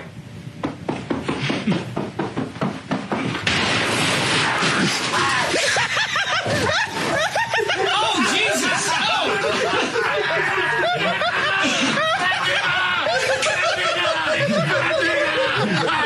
What's JD saying? That's Stacy. Oh. We got Stacy on the other side of the door. I thought that was JD screaming fat in. Say it again. Who took a lap? Say it again. I can't breathe. I'd rather hit a door. What? I'd rather hit a door. That was cruel. Actually, both crushed me. Both doors were open. Oh, you are such. You couldn't really hear Stacy. What did he say to you when you went through? He said, "I'm not going to repeat it." Well, bleep it. Fat N-word, fat N-word, fat N-word. Squished me up against the door. I couldn't breathe. And he don't know if I'm get off. Did you squash my buddy? Yes. Did too. No, I did not. I still have a hard time breathing. What's the matter, Trey? Just JD pops in and all of a sudden, the big black Kool-Aid man comes up the other side. I'm so happy for about a half second. You got to eat to $1,600. That was the deal. That was worth it. Plus, we'll use parts. Thanks, bastard. Now, if you want to go through the new parts No. door. Look at any more doors. I think you crushed my ribs. I'd rather hit an unlocked door. So what do you think when you went through the paper and there's this big thing waiting on you? For half a second, I thought I'm home free. Then the paper was still in my face as I was going through the door. I just swooshed it out of the face, and he's right there. Both arms out coming at me. Big black Kool-Aid man. Oh, yeah. Why are you here today, Stacy? Practice with stuff. Doing what with Chuck? Practice. Oh, the George Michael song? Yes. That'll be worth it. I'll stay have to work for that. All right. Have you learned it, Stacy? I got the gist of it. There's a couple things I need to work on. We're having to make have his white shorts made. Yeah, I would think so. You been watching the Wham video, Get the Moves Down? Yep. Okay. Want to see him? Yeah, go ahead. You want to hear the music? Do we have it? Close it in the Jack library. Looking right now. Trey, hand Stacy headphones. Let's see this news dance moves. You okay, John? No. I hit 3 doors and a black man.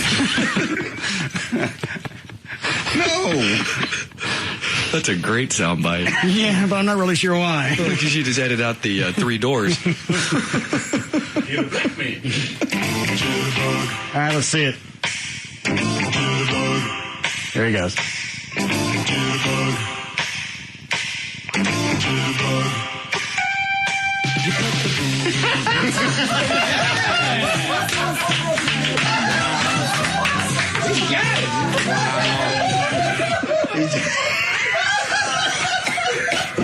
I'm sorry, that's lost on the radio. It won't be a Live 8, though. It won't be lost. That's worth coming to see the band just for that one move. I'm sorry, but that's the band's new hit. That may be the closer. Yeah. Gavin, you want to come see this? Can you see from in there, Alfie? Very nice. Stacy. Don't lose any weight between now and Live 8. Otherwise, this is not going to be funny. All right. It'll take him a second, Gavin. He's got to get past the intro.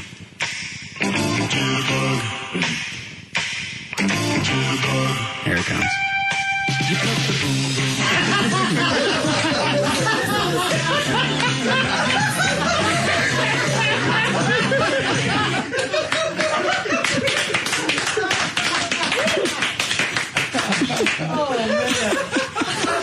Cannot wait. When is Live 8? Yeah. I'm buying my tickets now. When is Live 8? Saturday, August 16th. All right. How much are tickets? They're going to be $10.53. Okay. Have you announced where it is yet this year? It's going to be at the Palladium Ballroom. Okay.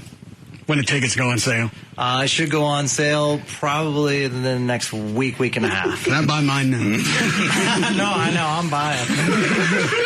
Special pre-sale? Yeah. I'm on front row. What is this, Trey? You're going to have to get the band so desensitized to that. Yeah. Because there is no way you're making it through the song. Car's dropping on the floor. Bottle kicks the drums over. Stacy, go one more time. Chloe, reload that.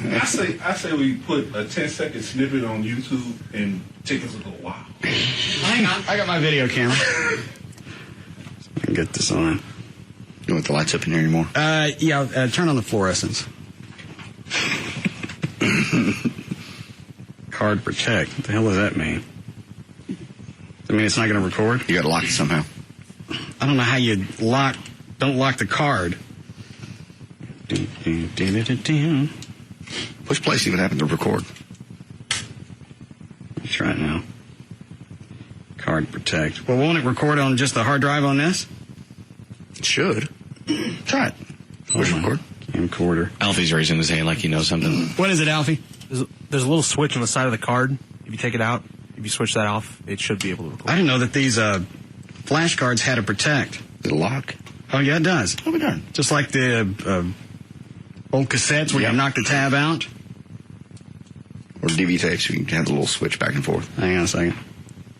Perfect. There we go. All right. Let me see. Okay.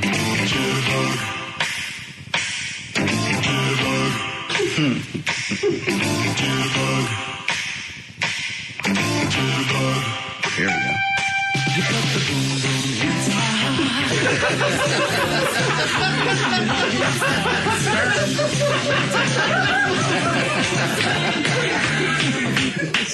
Wow. All right, I'll stick that on my website. And the good news is that really, a little snippet on your website is not going to give anything away because he's not in the little short shorts yet. No. Yeah. Got the whole outfit. Oh, God. Do we need a break before Lycus? Quick break for Lycus, yes. You want to go ahead and load it up here? Yeah. Okay.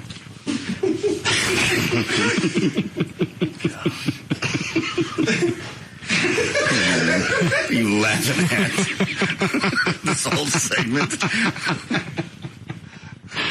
All right, we'll be back.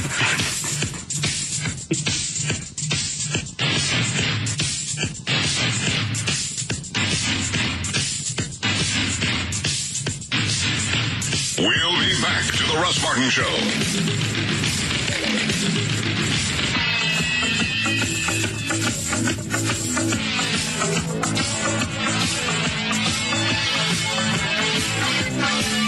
It's that good. The Russ Martin Show.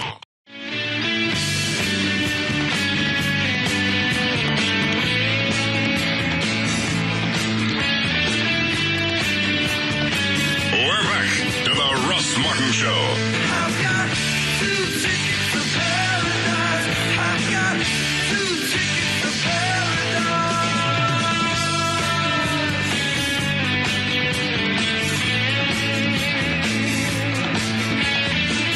All right, what else we got to get through before we go? Daniel, understand, or I have one? I've got one.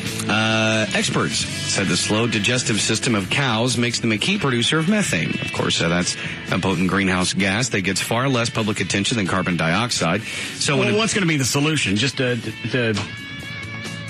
eradicate all the cows? Well, that's sort of what they're trying to figure out. Change their diet where they put out less methane. Right. So they got 4 stomachs. I think regardless of what they eat, they're still going to fart out as much methane as they have in the past. Well, the picture with the story was hilarious. It's a cow with a great big plastic jug on his back with a tube going up his tail. I thought it was fake when I first saw the story. I had to go look at it. See, in a bid to understand the impact of the wind produced by cows on global warming, scientists decided they would collect gas from the butts of cows and then put it in plastic tanks attached to their backs. Where's the picture? I didn't print the picture. I just printed the story.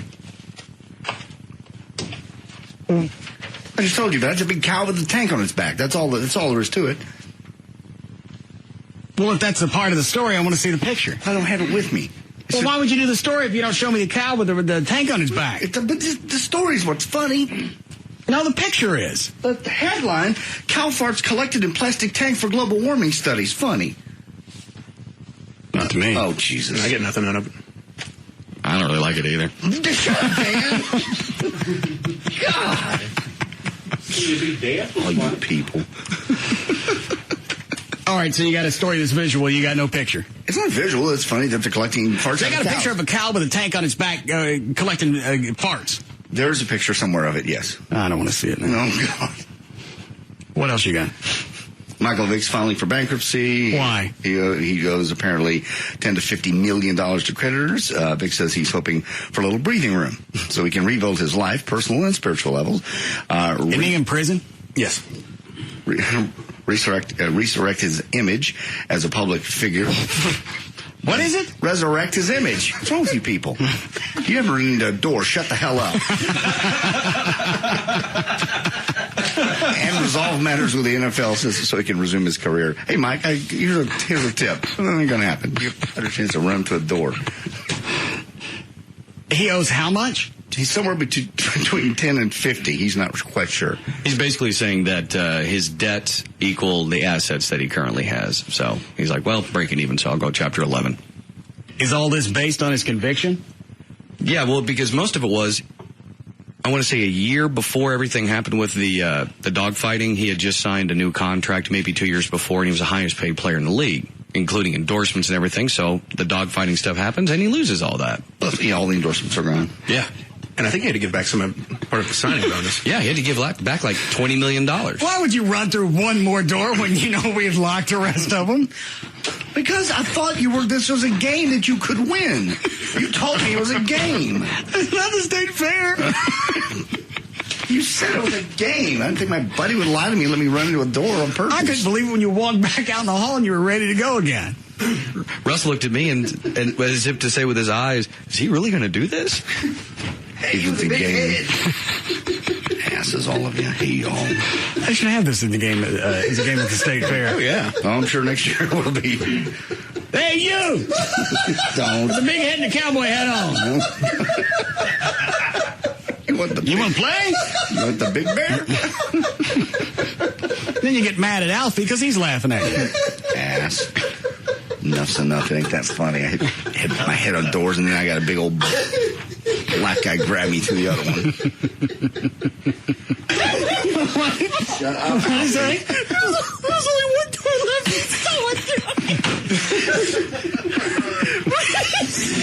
Shut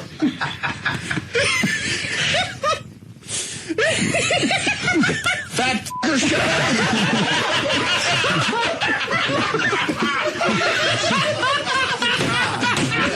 Sorry, Alfie. I apologize. I was pushed to my limit. These were choices you made. You kept telling me one of them was open. You lied to me every time, except for the last time when you put the big black guy on the other side. That was frightening. I'd hit a door, like I said, man, because you run through that, and I think, I'm free, I'm home free. And the last little flap of paper goes away from your face, and here comes Stacy. Arms open.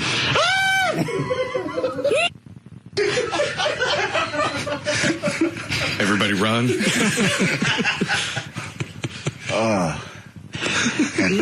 What? He just pushed me up against the wall and squished me.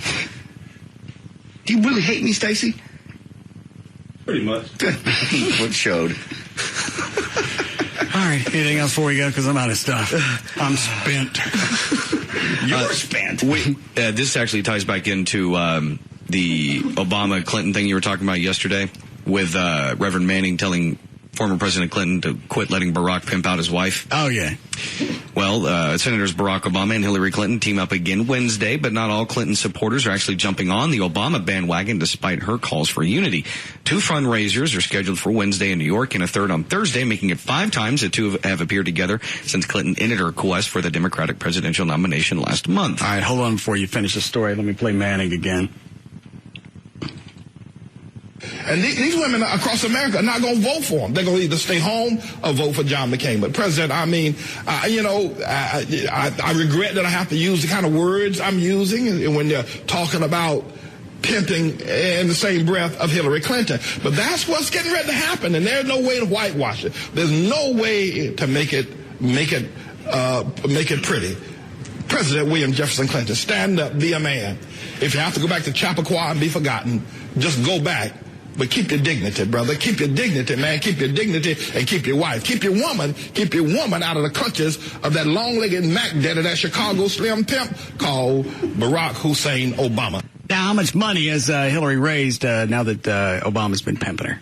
Around $100,000. What does she owe, or how much out of her own pocket? $22 million in the red. $10 million out of her own pocket, I believe. She got $100,000.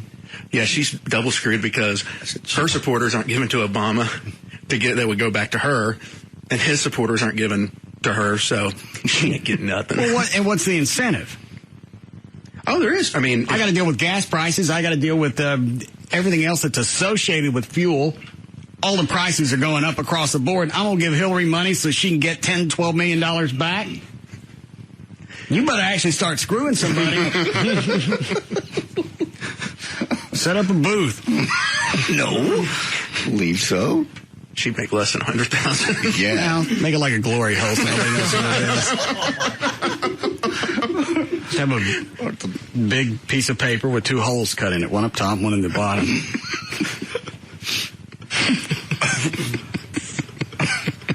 Wait for the state fair and do it in the livestock place. Hope I get the cow. All right, I'm done. You ready to go? Yeah. Chuck? Yes. Let's go. I think that just gave us an idea to do for tomorrow, though. All right, Daniel. All right, for more information on The Russ Martin Show, including pictures, videos, and so much more, go to russmartin.com. To answer any questions you may have about the show, go to russmartin.info. To email the show and during the show only, send that to studio@russmartin.com. Other show websites, johndavidryan.com, danomalley.com, djclo.net, treytrenholm.com, and for Chuck on the keyboards, chuckwheat.com. The official caterer of the show is Sugar Babies Barbecue. Their website, sugarbabiesbbq.com. Russ gets his guitars and band equipment from the Guitar Center. Their website, guitarcenter.com. The official liquor store of the show is Majestic Fine Wine and Spirits. Their website, majesticliquors.com. And the official airline of the Russ Martin Show is Southwest Airlines. Their website, southwest.com. And the official site for Live 105.3 is live1053.com. All right, see you guys tomorrow. See you. What is that?